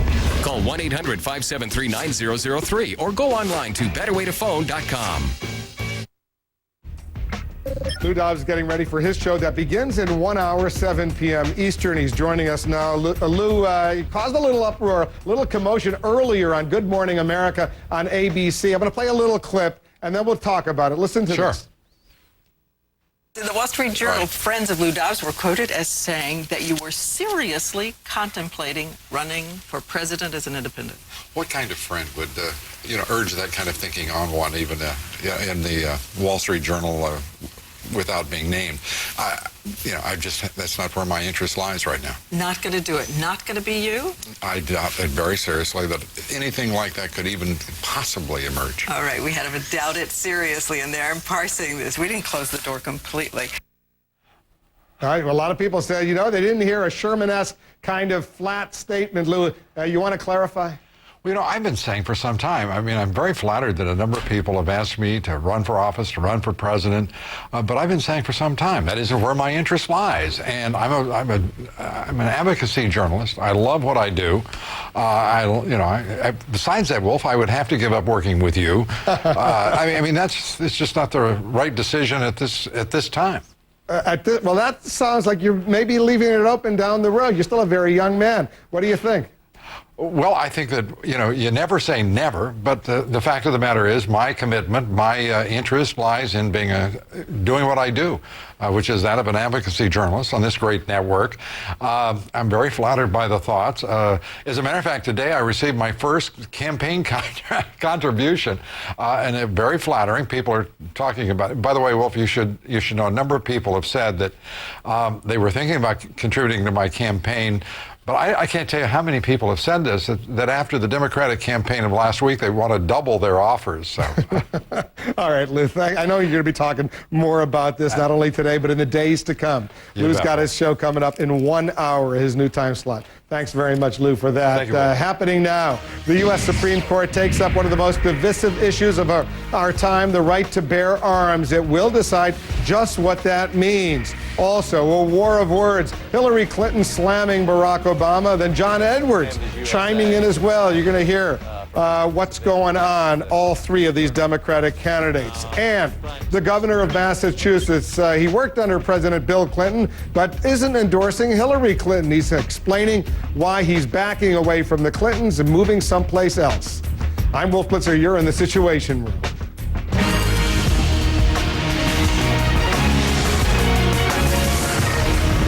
To quote Jack Cafferty, it's getting very ugly out there on the campaign trail right now, at least for Democrats. Bitter barbs flying back and forth between Hillary Clinton and Barack Obama. John Edwards weighing in as well. She's questioning Barack Obama's experience, launching this rather low-key zinger.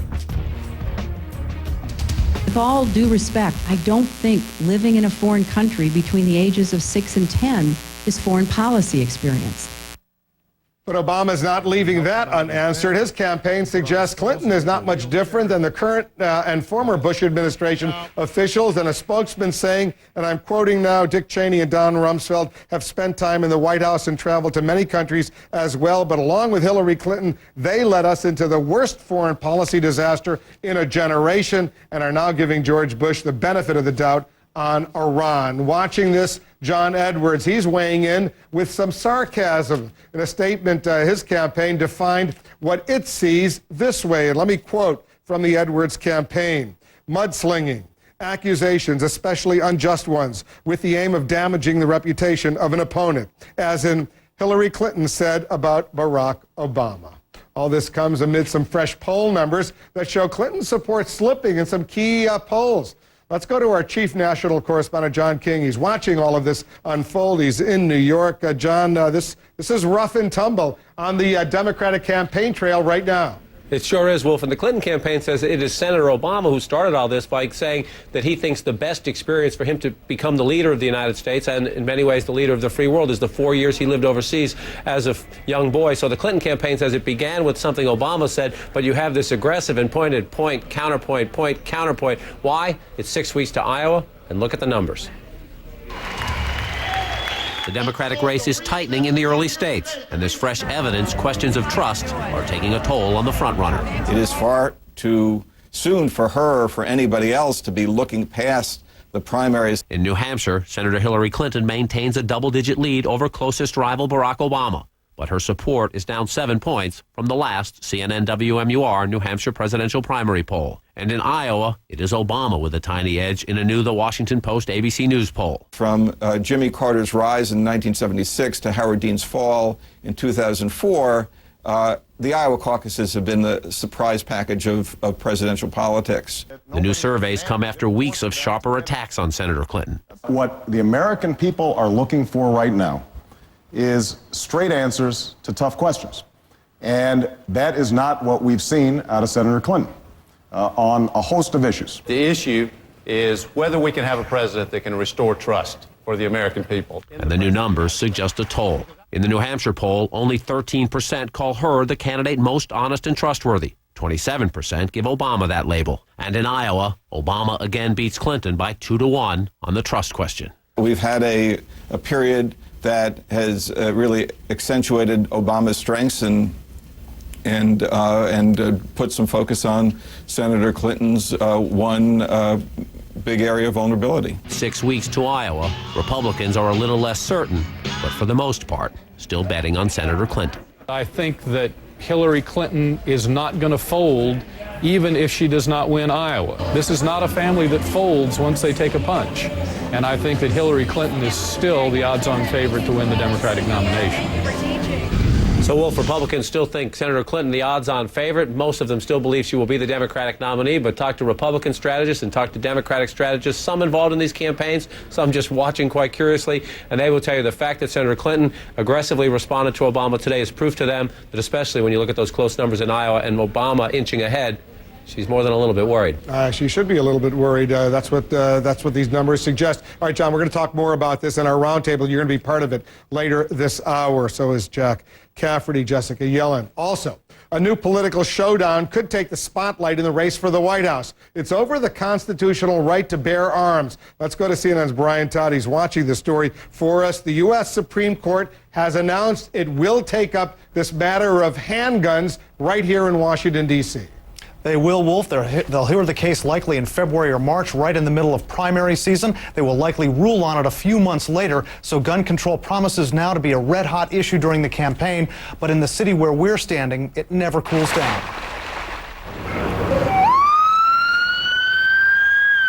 On the streets of the nation's capital, police struggle every day against gun violence. More than 130 gun-related deaths were reported last year in Washington, and city officials are convinced it would have been worse if they didn't have a sweeping ban on handguns. But the Supreme Court will now decide if that ban violates the Constitution. I want, for myself, the right to protect my home and my family in the event of violent attack. George Lyon sued the city to overturn the law which forbids people from keeping guns in their homes.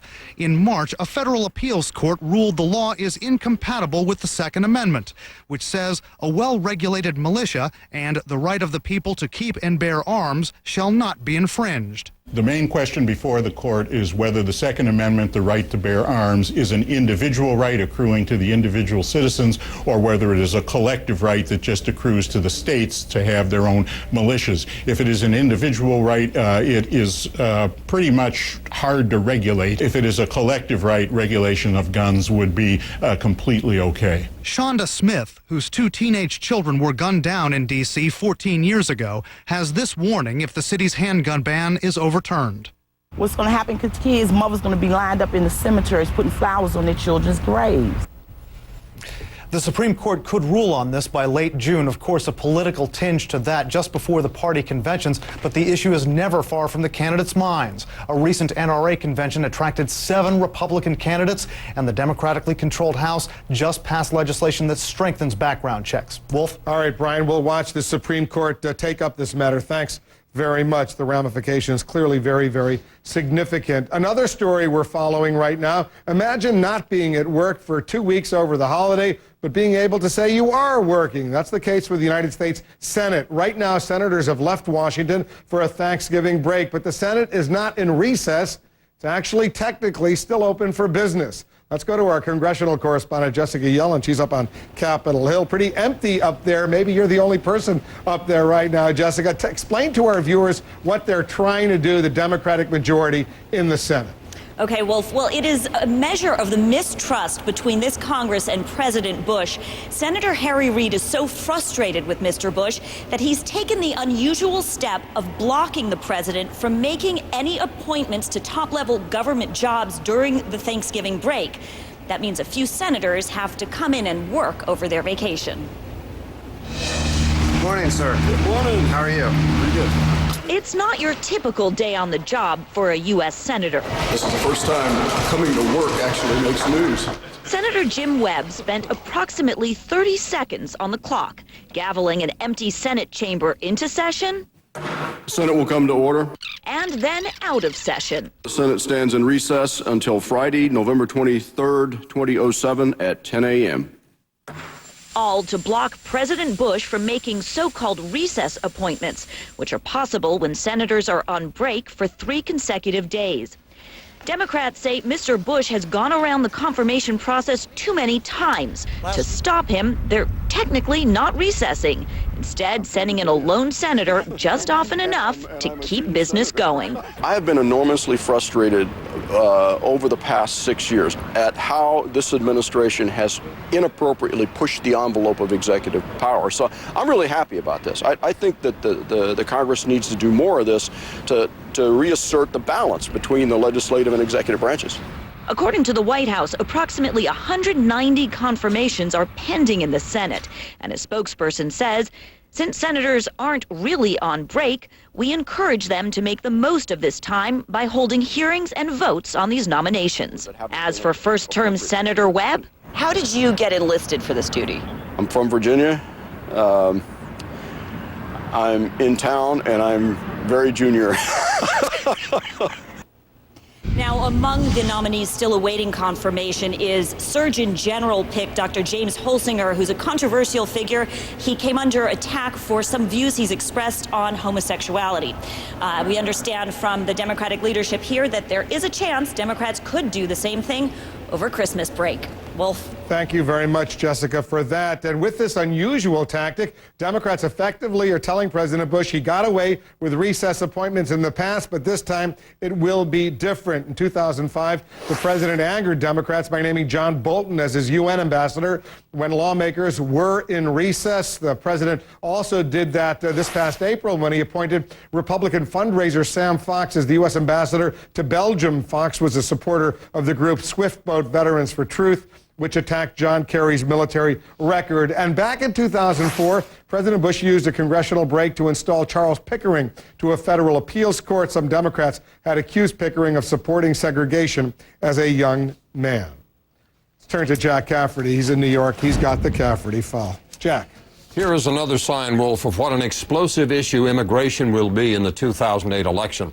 The House and Senate cannot agree if employers should be able to fire people who don't speak English on the job. This all goes back to a government lawsuit against the Salvation Army, of all people. The Equal Employment Opportunity Commission sued a Salvation Army thrift store in Massachusetts because they fired 2 employees for speaking Spanish. Since then, Republicans have been pushing hard to protect employers who require their workers to speak English. Imagine that, requiring people who work in the United States to speak English. In fact, Senate Republicans successfully attached an English in the workplace provision to a recent budget bill. But not so fast. Democratic leaders have blocked the move, and House Speaker Nancy Pelosi has promised Latino members of Congress that the English-only measure would be killed. So here's the question. Should employers be able to fire people who don't speak English on the job? Email us at CaffertyFile@CNN.com or go to CNN.com/CaffertyFile.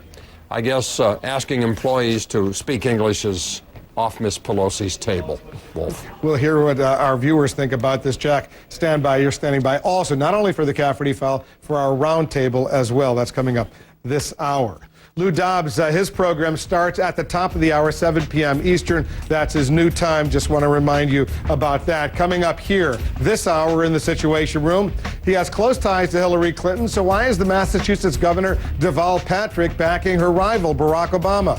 I'll ask him. Also, details of a lawsuit over potentially dangerous toys. Why are there so many of them still out there after all these recalls? Plus, what's the #1 issue on the minds of a lot of Republican voters in Iowa? You might be surprised at what they're saying. Stick around. You're in the Situation Room.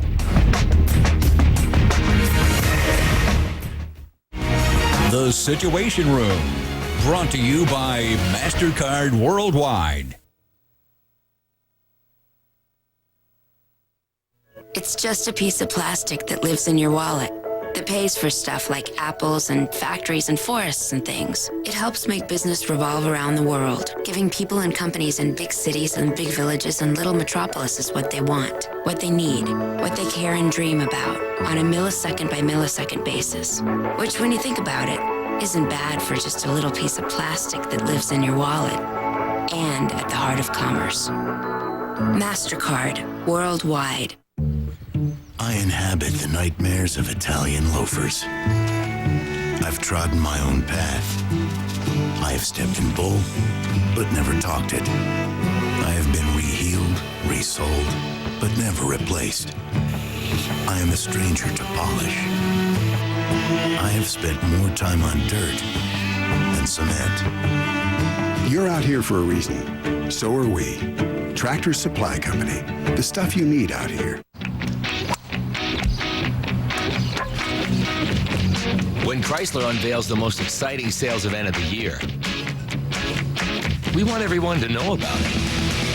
Announcing the Chrysler event of a lifetime. For a limited time, get 0% financing on 2008 models, all backed by our lifetime powertrain warranty. That's the best warranty in the business, bar none. But hurry into your Chrysler dealer today, because while the warranty goes on for a lifetime, this event ends soon.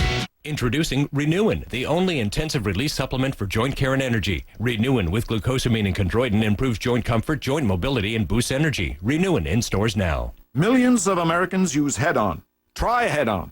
If you're not 100% satisfied, we will give you your money back. We will give you your money back.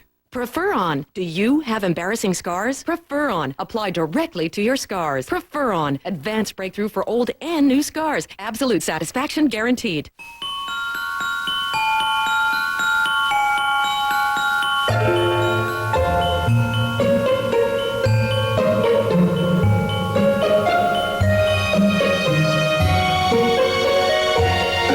The best gifts capture the imagination.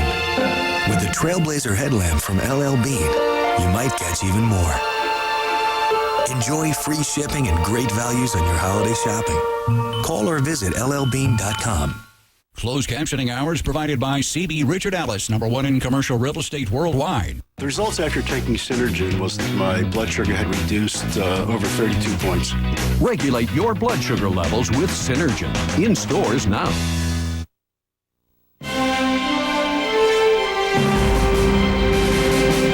The State Department has just made it official. They've just announced that the Secretary of State, Condoleezza Rice, will be hosting an Israeli-Palestinian peace conference in Annapolis, Maryland on November 27th. That's next Tuesday. Leaders from the Israeli government, the Palestinian Authority government, and presumably leaders from other countries in the Middle East will all be attending. Secretary of State will be hosting this meeting starting next Tuesday. We'll see what, if anything, emerges from these peace talks that will be taking place at the U.S. Naval Academy in Annapolis, Maryland. Meanwhile, the Massachusetts governor, Deval Patrick, is giving his support to the White House hopeful Barack Obama, even though he has some long-standing ties to Senator Obama's Democratic rival, Senator Hillary Clinton. He worked in President Bill Clinton's Justice Department, and both the former president and Obama campaigned strongly for Patrick in Massachusetts. Governor, thanks very much for coming in. Thanks for having me, Wolf. It must have been a tough decision for you. You worked for President Bill Clinton. You worked closely with Hillary Clinton, but in the end, you decided to support Barack Obama. Why?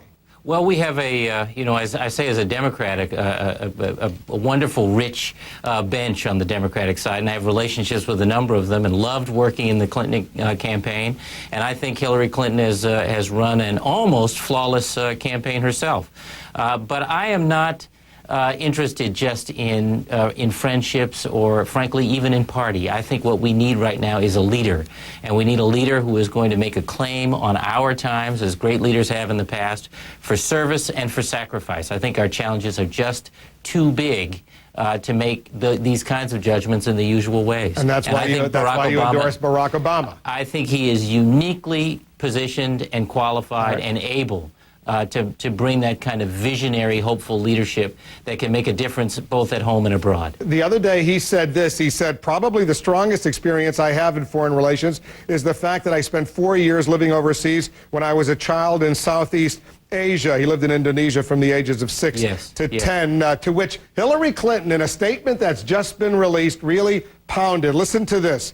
This is what she says. Now, voters will judge whether living in a foreign country at the age of 10 prepares one to face the big, complex international challenges the next president will face. I think we need a president with more experience than that. As someone who supports Barack Obama, what do you say to Hillary Clinton? Well, listen, I understand the point, but the fact of the matter is that any president has access to the best experts in foreign policy theory on the planet. And President Obama would as well. What he brings that's unique is some life on the ground, some understanding that that our actions actually have an impact, not just in palaces and capital cities and so on, but in huts and villages and remote parts of countries as well. We've got to knit back together a sense of worldwide community, and I think that Senator Obama brings a unique set of strengths and experience, life experience, not just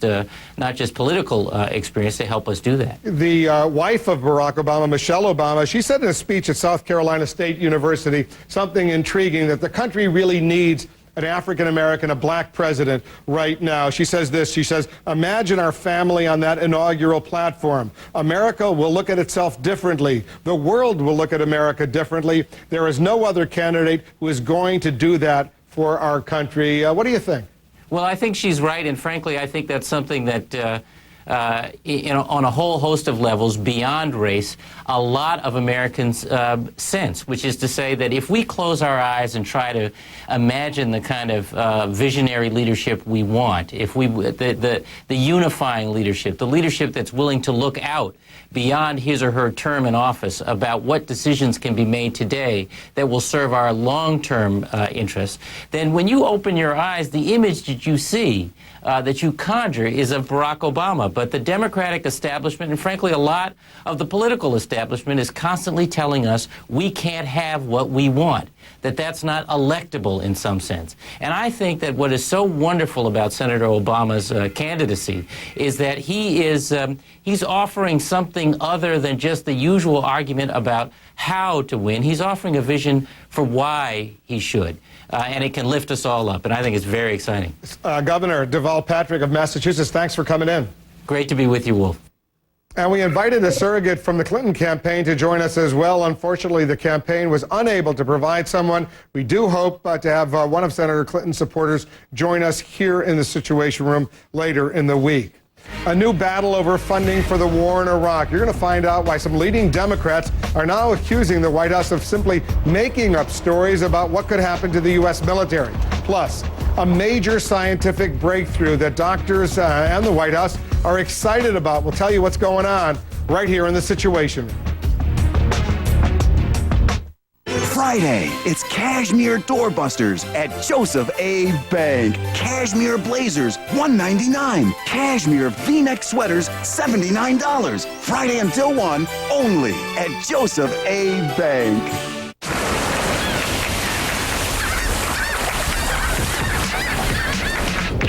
When your Jeep dealer unveils the most exciting sales event of the year, we want everyone to know about it. Announcing the Jeep event of a lifetime. For a limited time, get 0% financing on 2008 models, all backed by our lifetime powertrain warranty. That's the best warranty in the business, bar none. But hurry to your Jeep dealer today, because while the warranty goes on for a lifetime, this event ends soon. Got the estimate? Just got it. Specs? Yeah, downloaded.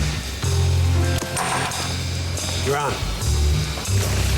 Let's do this. At Verizon Wireless, your small business is a big deal to us. That's why we offer a host of wireless solutions designed to fit your needs and the security of America's most reliable wireless network. We're gonna need more chairs. Verizon Wireless, it's the network. Friday, it's Cashmere Doorbusters at Joseph A. Bank. Cashmere Blazers, $199. Cashmere V-neck sweaters, $79. Friday until 1, only at Joseph A. Bank. Larry King Tonight. Exclusive. Dr. Jan Adams. His first interview since the death of Donda West. What went wrong? Larry King Tonight. Only on CNN. Why are people switching to Scottrade? Easy. There's an office around the corner from my house and one by where I work. We aim to please. PD Exposed is now exclusively on Comcast Digital Cables On Demand. Currently airing PD Exposed Goes Germany. To find our show, go to Channel 1, click on Local Programs, then Comcast Local, and then PD Exposed. You'll find several episodes, including PD Exposed Goes Germany. Now go use that remote. PD Exposed is brought to you by American Laser Centers. Go to PDExposed.com now and register for your chance to win $1,500 in laser hair removal from American Laser Centers. Looks stunning for fall. Register to win now at PDExposed.com. $7 trades are just part of our story. It's great rate CDs, mutual funds, no fee IRAs. They got it all. Hey, whatever you need.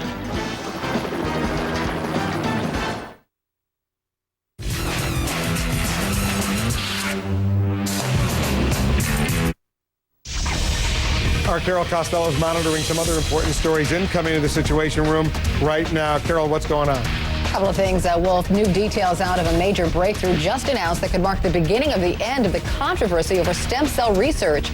Scientists say they found a way to program skin cells to act like embryonic stem cells, eliminating the need to destroy embryos. But they're warning it could be years before there's practical use for the discovery. And they're urging that current embryonic stem cell research continue. Are there more scare tactics than military tactics in the latest battle over Iraq? Two leading House Democrats say yes. John Murtha and David Obey accused the Bush administration of trying to scare military families by saying the Pentagon may have to make big cuts if Congress doesn't okay more money for the war soon. Senate Republicans blocked a House-passed funding bill because it includes a timetable for troop pullout. And a lawsuit over toys, it is not child's play. California is suing Mattel, Toys R Us, and other major companies, accusing them of knowingly exposing kids to toys with dangerous levels of lead. In the meantime, a consumer advocacy group warns that potentially toxic toys are still on the shelves, despite massive recalls. Let's look at the headlines right now, Wolf. Thanks, Carol, very much. Carol Costello is going to have more on that story that shocked a lot of us. It's the sentence that shocked, in fact, the world. A rape victim ordered to be whipped and jailed. Now Saudi Arabia's justice ministry is on the defensive. Will the White House intervene? The U.S. gears up for what could be a monumental Middle East peace summit. Will it be Condoleezza Rice's shining moment? And the I word in Iowa, why voters of the Hawkeye State are getting heated over the issue of immigration. Stick around, you're in the Situation Room. so much humanity came through here. My grandfather came with a small amount of luggage and a lot of hope. Everyone who came through here was looking for an opportunity and also passed down that opportunity to the next generations. I thoroughly believe Ellis Island to be a national monument. We should save these buildings. Some have been, but there's more to be done. Help us out here, America, and help us save Ellis Island. Go to weareellisisland.org. Sponsored by Arrow, authentic apparel since 1851. Like I was saying, before we got pregnant, we bought the sleep number bed, because everybody's been talking about it. We both set our size to 80. The biggest she got, the softest she made her side, just with a touch of a button. She went from, a 70 to a 60 to a 50. All right already. But the funny thing is, with my sympathy weight. Sympathy? I'm down to 15. Don't worry, you'll lose it when we start nursing. A Sleep Number is the key to a perfect night's sleep. The Sleep Number bed by Select Comfort. Call 1-800-SLEEP-NUMBER.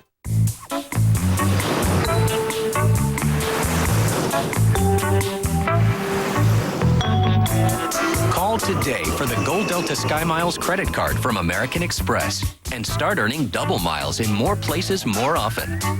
Apply now and get up to 20,000 bonus miles. With award tickets starting at just 25,000 miles, you can fly free sooner. Plus, the card is fee-free the first year. Call 1-877-890-AMEX.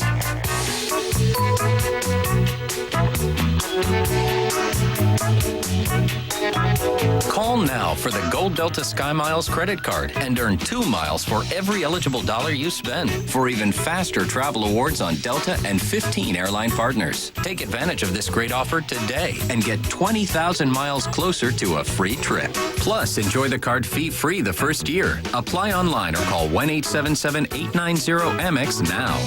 The CNN YouTube Republican Debate. Anderson Cooper live. Submit your questions now. The CNN YouTube Republican Debate. Wednesday night, November 28th, 8 Eastern. Sponsored by Americans for Balanced Energy Choices. Introducing the Subaru year-end event, where you can get great deals on our entire award-winning lineup. Like the all-new Impreza with more horsepower than Honda Civic or Mazda 3. And now get a special introductory lease of just $199 per month.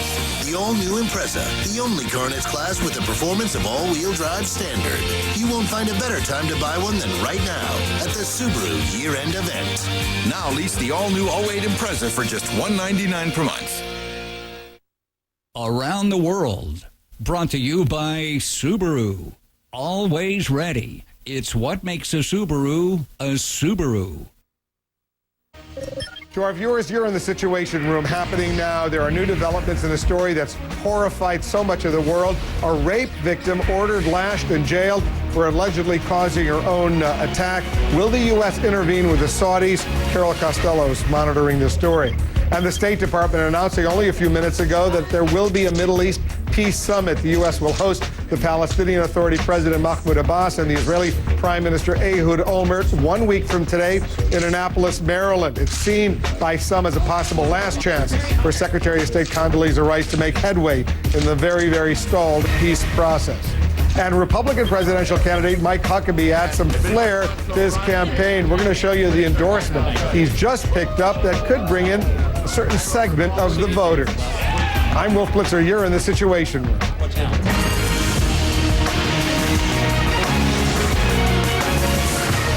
In news around the world tonight, a follow-up report on a story that astonished many of our viewers, many of us. The case of a Saudi woman being blamed for her own gang rape and sentenced to be lashed and jailed. CNN's Carol Costello is following this story for us.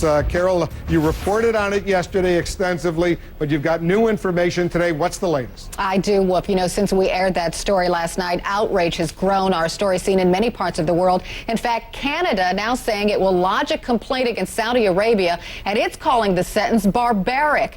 This is not a woman's tale of woe. It is a human rights issue. So what are officials in the United States saying? Not much. It's a rape case that's caused worldwide outrage. In Saudi Arabia, a 19-year-old woman gang raped by 7 men and then punished herself by a Saudi court. Why? Because she was with a man who was not a male relative when they were both abducted.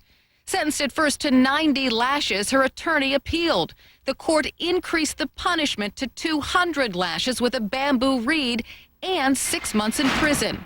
For speaking to the media, her attorney has been stripped of his law license. You have a situation that I think most individuals, for example, in our country, just don't understand.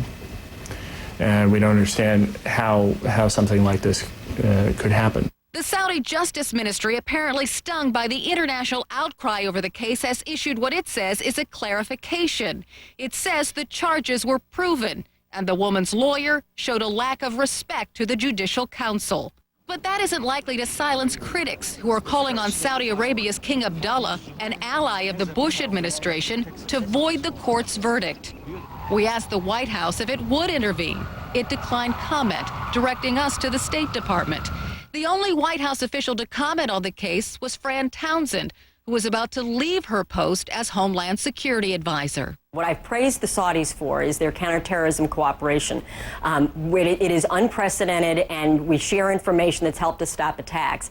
This case is separate and apart from that, and I just don't think there's any explaining it or justifying it. Suffice it to say, there are no calls into King Abdullah to void the verdict. I am not aware of any direct contact with the Saudis on this issue. As for the young Saudi woman, her government told us today justice will prevail in the end.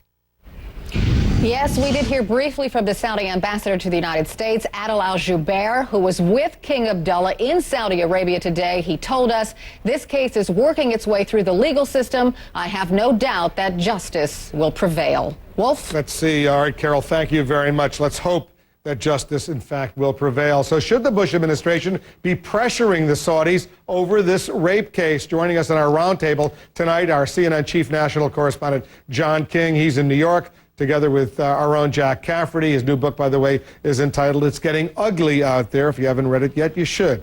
Also, our congressional correspondent, Jessica Yellen's joining us from Capitol Hill. This is the kind of story that does outrage so many people, especially given the very close alliance that the United States has with Saudi Arabia, Jack. Well, and that's the crux of the problem. It's not whether or not civilized people ought to condemn this kind of barbarism. Of course they should.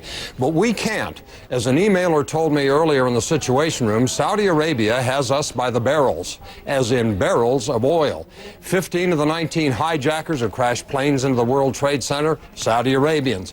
Now we have a situation here where the Bush family and the Saudi royal family have been friends and business associates for decades, and there is no way that you're going to get George Bush to say a single bad word about what is clearly one of the most outrageous acts that I can remember hearing in a long time. This woman was gang raped by 7 men, and they're going to beat her and throw her in jail? I mean, what kind of people are we doing business with? You know, it's a fair question, John, and you and I have covered this U.S.-Saudi relationship for a long time. They supply a lot of oil to the United States, strategic allies. We hear that they've been very cooperative in terms of the war on terror. It's a dilemma, I take it, for the Bush administration, which so far is responding with rather muted tones.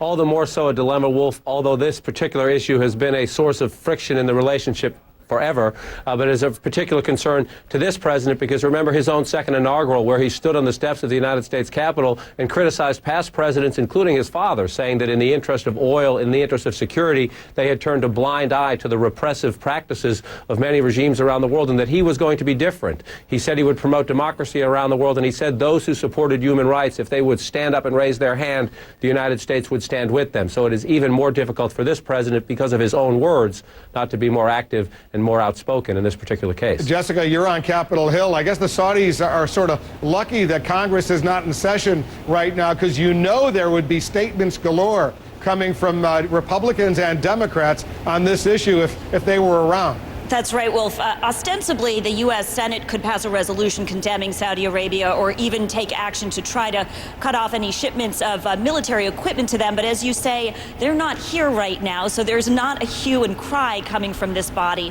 Only Barack Obama, Senator Obama, has sent a letter to Secretary of State Condoleezza Rice calling on her to condemn this ruling from Saudi Arabia. Let's talk about this Middle East Peace Conference, Jack, that the State Department announced will take place a week from today in Annapolis, Maryland. The Secretary of State Condoleezza Rice bringing the Israeli and Palestinian leaders and presumably leaders from elsewhere in the Middle East as well to try to get this peace process going. A lot of us who have covered the Israeli-Palestinian conflict over the years remain skeptical that much is going to go on. But this is really her big chance to show that she's done something as the Secretary of State. Right. Well, you know, based on all of her accomplishments up to this point, I wouldn't hold my breath. Now, it's a tough issue, granted, and it's been tried, you should pardon the expression, by bigger men than Condoleezza Rice. If she should pull it off, she takes a seat next to Henry Kissinger and Schultz and some of the other great diplomats that we've had in the past. But I doubt very much it's going to happen. It's the brass ring, and it would be certainly a nice way for her to cap off her tenure as Secretary of State. But outside of a partial deal with North Korea, Condoleezza Rice hasn't done very much. Donald Trump characterized this woman as being great at shaking hands and getting her picture taken, but she can't close a deal, and I think that'll still be the case after this summit meeting's over with. I think we have, John, a clip of what Donald Trump told me about Condoleezza Rice. He said she likes to wave and shake hands, but listen to what Donald Trump said about her a few months back. What has she done? Has she done one thing since she's been in that position? Not one. So it's very, very sad. The whole thing with Condoleezza Rice is very sad. She's under a lot of pressure right now to deliver. I'm sure she couldn't care less what Donald Trump says, Wolf, but she is under a great deal of pressure, and it's a very interesting moment. Look, you know very well the Bush administration did not get involved in the nitty-gritty of this because they thought Bill Clinton spent so much time on it. If he couldn't get it to the finish line, why should they go back and try again? Everyone knows what the map would be if you could get this to the finish line. The question is the political will there? And at this moment, you have a prime minister of Israel who is weak, a president of the Palestinian territories, Mahmoud Abbas, who only controls about half of his territories because of the split in the Palestinian politics right now, and a very weak president of the United States. Most would say not the recipe for success, but Wolf, there are some who say out of 3 weak leaders, perhaps will come the idea that we have nothing to lose. Let's go for it. And we heard Carol Costello, Jessica, earlier in the Situation Room suggest that perhaps one of the reasons why the Bush administration is not being tough with the Saudis, at least publicly, on the issue of this gang rape of this young woman in Saudi Arabia is because they don't want to do anything that could undermine Saudi Arabia's support for this peace conference, and they want the Saudis actually to attend, to sit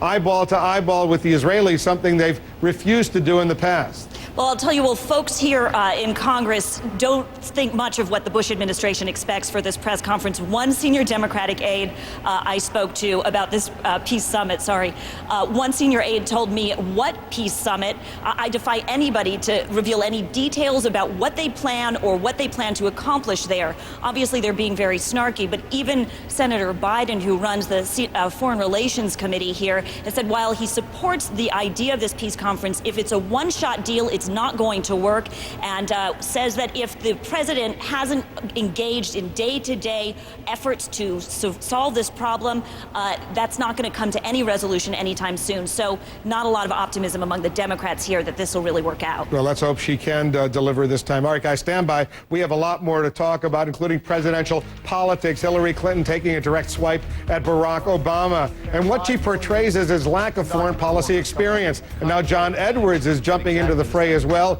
We're going to show you what they're all saying. Stick around. You're in the Situation.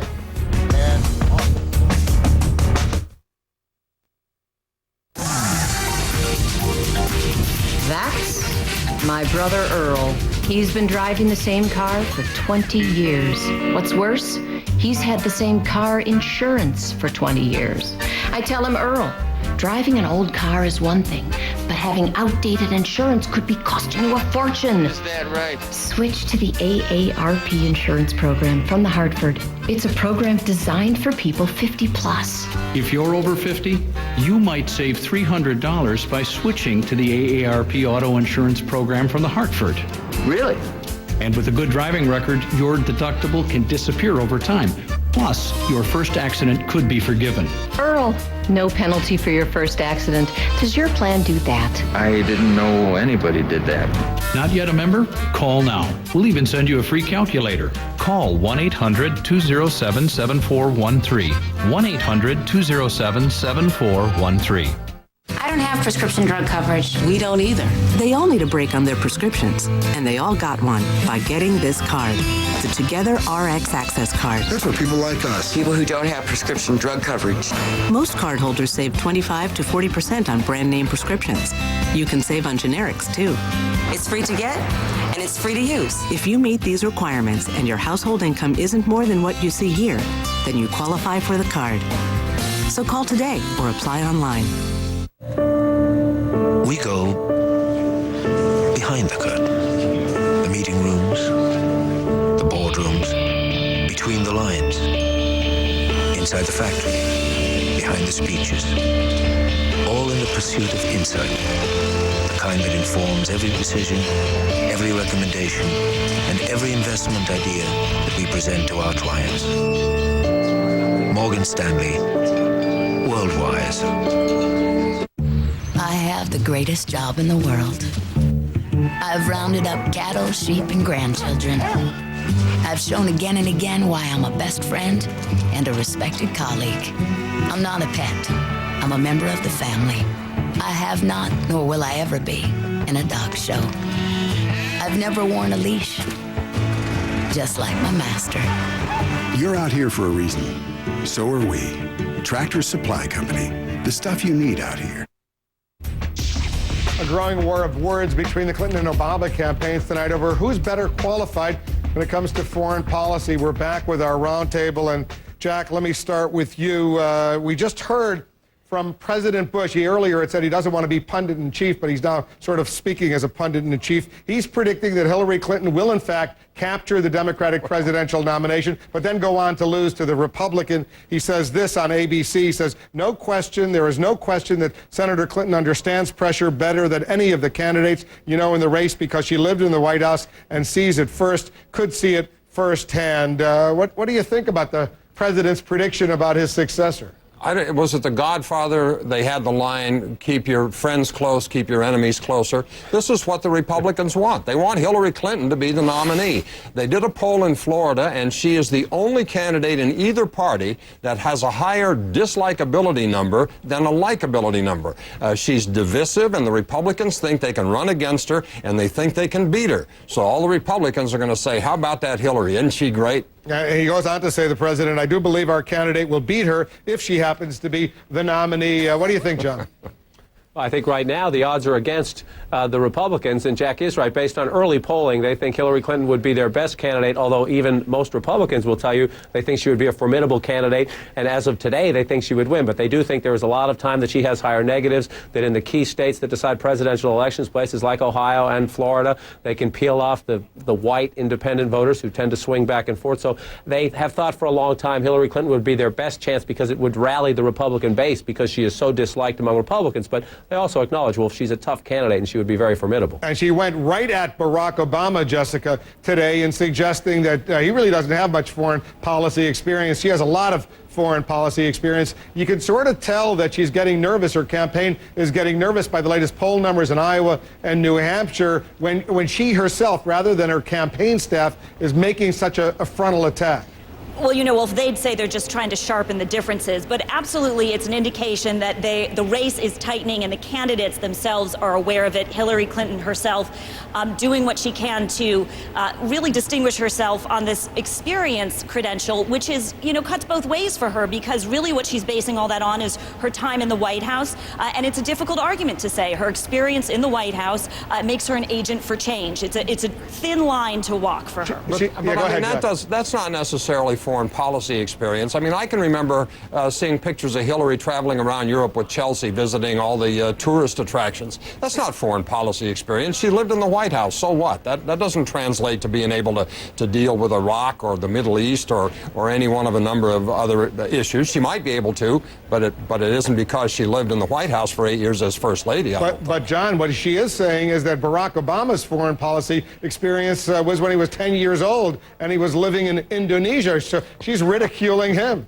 Well, Senator Obama invited this dust-up by saying that he thinks his best experience to lead the country and to restore America's image around the world is those 4 years he spent as a young boy living overseas. So Senator Obama, by saying that, invited this. Probably not in the history of presidential politics the smartest thing to say, but you were dead right at the beginning. The fact that Senator Clinton decided to take that and hit back herself is a sign that she believes, especially looking at those Iowa numbers where Barack Obama has inched ahead, that she needs to stop him in his tracks, and she's going to have to get tough to do that. And remember, at the last debate, Hillary Clinton went after her main rivals by suggesting they're throwing mud at her. And listen to a spokesman, Chris Kofinas, for the Edwards campaign today after this dust-up between Hillary Clinton and Barack Obama.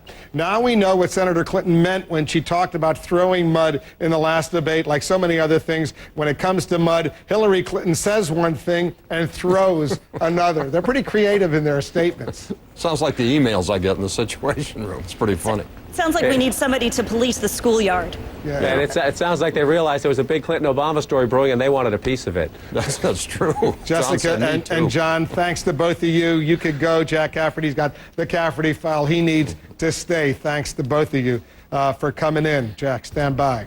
First Walker, Texas Ranger, then rocker Ted Nugent. Now, Republican presidential candidate Mike Huckabee is adding another celebrity endorsement to his list. We're going to show you who it is. And find out why GQ magazine is honoring another GOP White House hopeful. Yes, Ron Paul getting the honor from GQ. Stick around. You're in the Situation. Coverage of America Votes 2008 is sponsored by Americans for Balanced Energy Choices. Visit the Election Center at cnn.com/election for in-depth information on the candidates. You're looking at the most abundant fuel in our country. You're looking at an American resource that will help us toward vital energy security into the next century. But most of all, you're looking at 50% of our electricity. Coal. It's the resource that generates half of our electricity at a third the cost of most other fuels. It's the fuel that powers our way of life. Learn more about America's Power at americaspower.org. What day is it? Served? So I haven't missed it. Today, everyone gets a rear seat entertainment system. And to you, a rear seat entertainment system. And one for you, and one for you, and one for you, young boy. Rear seat entertainment system, everyone. This holiday season, lease the all-new 2008 XC90 SUV and get a complimentary rear seat entertainment system. Tough. But again, we're not dealing with the issue. Relentless. This is anti-middle class. Independent. Doesn't anybody deserve a government that works? Lou Dobbs tonight, next on CNN. Brian Regan, live in concert. Brian Regan, diesel-powered comedy. High-octane laugh. Brian Regan. Get ready to laugh. Is this for my tour? I mean, why not just, have me on stage with a regular mic, talking into it? Brian Regan in concert at Comedy Central live event. Go to ComedyCentral.com for tickets and tour dates.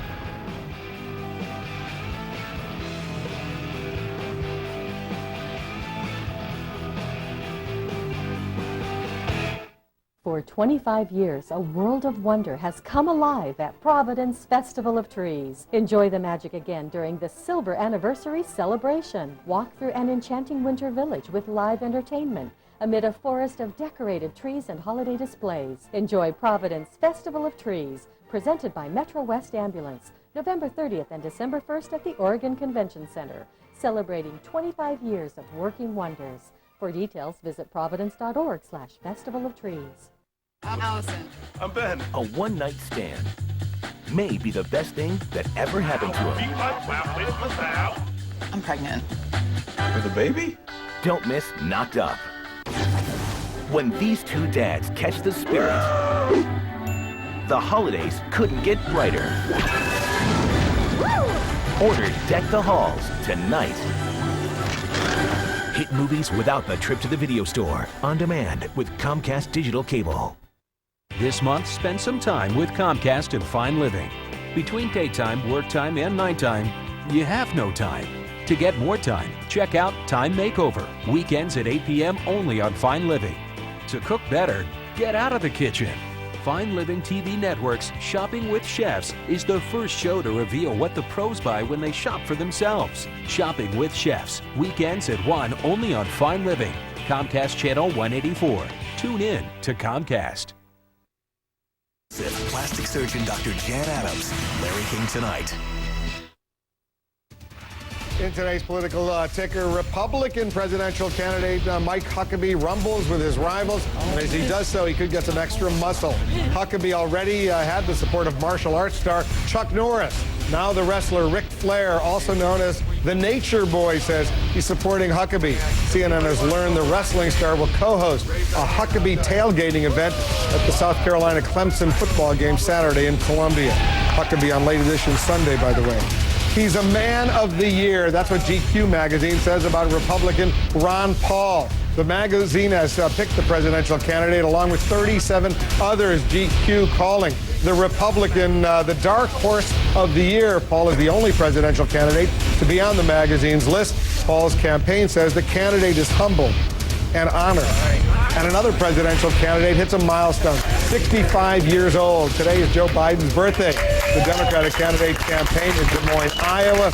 Supporters there gave him a birthday cake. Happy birthday, Senator Biden. Remember, for the latest political news at any time, you can always check out our political ticker at cnn.com/ticker. Jack Cafferty, right now in New York, once again with the Cafferty File. You know what I've decided? I like a lot of the third or fourth tier candidates a lot better than I like the ones at the top. It's funny you say that because I get a lot of email. A lot of our viewers say that as well. I like Joe Biden. I like Ron Paul. I mean, a lot of them that don't get a lot of attention are pretty nifty, and some of the ones near the top aren't. The question this hour, should employers be able to fire people who don't speak English on the job? Nancy Pelosi is trying to see to it that a case against a Salvation Army store in Massachusetts is upheld. They fired 2 employees for speaking Spanish. Arlene and Sewell, New Jersey, employers should have the right to terminate employees who don't speak English. English is the primary language in this country and should be a requirement for a driver's license, voter registration, Social Security, etc. Michael, don't these employers interview their employees before hiring them? What language did these people use for the interview? How about not hiring them to begin with if they don't speak English enough to respond to the simple questions like the ones interviewees face? Andrew in New Hampshire, of course, business owners should be able to fire employees for not speaking English. This is not a case of equal opportunity. People can learn English if they want to. Equal opportunity applies to attributes which are unalterable, such as gender or height. John writes, yes, the employer decides what he needs, not the government. John in California, Jack, don't go nuts. It depends on the job. If they can do the job without speaking English, what's the harm? Are they going to be telling secrets about the boss, talking behind your back? Chill out. Rick in Lufkin, Texas. Why should anyone have to speak English at work when our president can't? And Barbara in Michigan writes, I live in Michigan. What's an employer?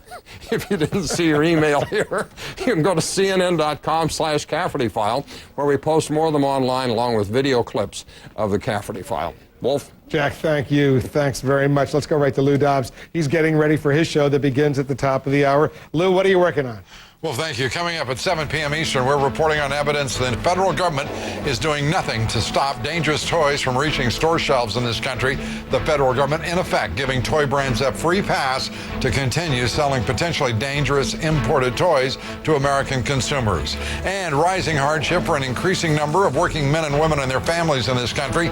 Their struggle to survive, completely ignored by political leaders, the corporate elites, and special interests. We'll have the story and disturbing concerns that our military's most sensitive computers are vulnerable to our enemies because of the outsourcing of software jobs. We'll have that special report and the Supreme Court to examine Americans' constitutional right to bear arms for the first time in nearly 70 years.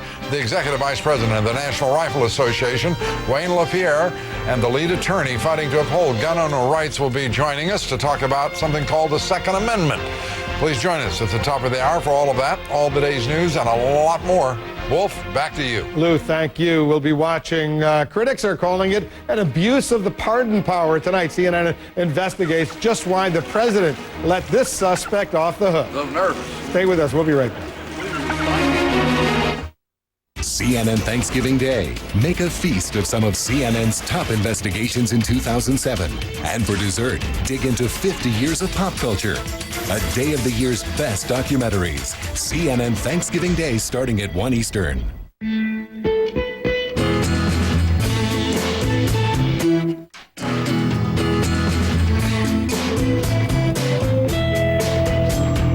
Everything you need to stay balanced on long trips. Residence Inn.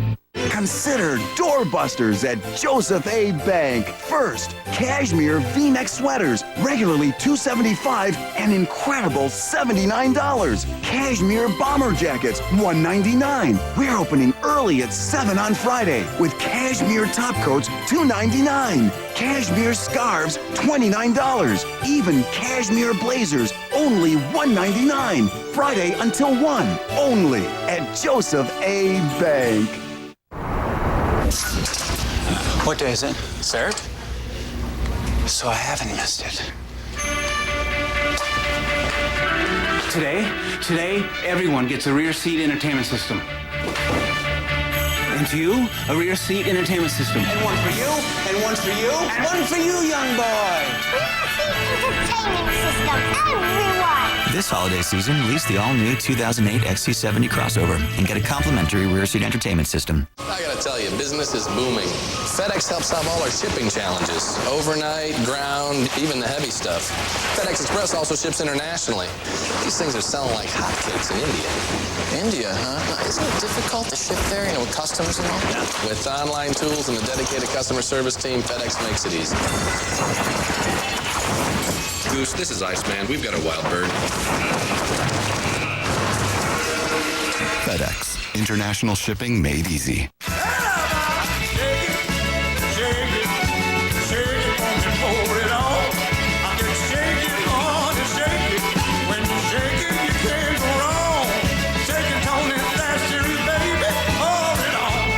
If you like to cook, you're gonna love what Tony Chachere's famous Creole seasoning does for food.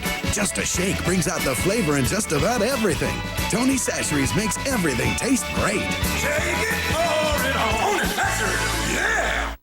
This is one way to find out what your home is worth. Or simply go to housevalues.com. Find out what your home is worth free at housevalues.com. For your free home value report, go to housevalues.com. Closed captioning hours provided by Renewin, the only supplement for joint care and energy. Introducing Renewin, the only intensive release supplement for joint care and energy. Renewin with glucosamine and chondroitin improves joint comfort, joint mobility, and boosts energy. Renewin in stores now. President Bush ruffling some feathers today, literally invoked the presidential powers in a case that probably won't be appealed. Here's CNN's Kelly Arena. The president has done it again. With lawmakers out of town and the press focused on the coming election, George Bush pardoned a death row jailbird. The White House says it was an act of mercy. You cannot take the heat, and you're definitely going to stay out of the kitchen.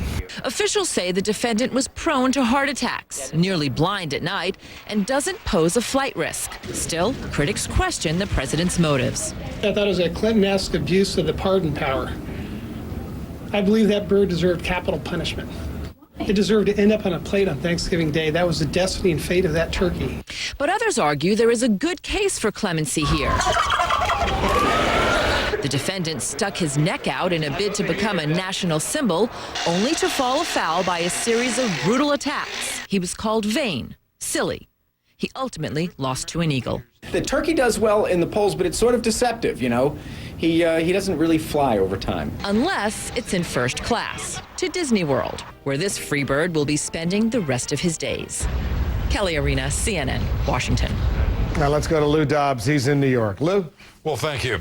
Tonight, the Supreme Court says it will review Americans' constitutional right to bear arms for the first time in nearly 70 years. The Executive Vice President of the National Rifle Association, Wayne LaPierre, and the lead attorney in the case will be among our guests. Also, rising hardship for a rising number of working men and women in this country and their families. Their struggle to survive completely ignored by political leaders, corporate elites, and special interests. That report and disturbing concerns that our military's most sensitive computers are vulnerable to our enemies. We'll have that story and all the day's news, much more.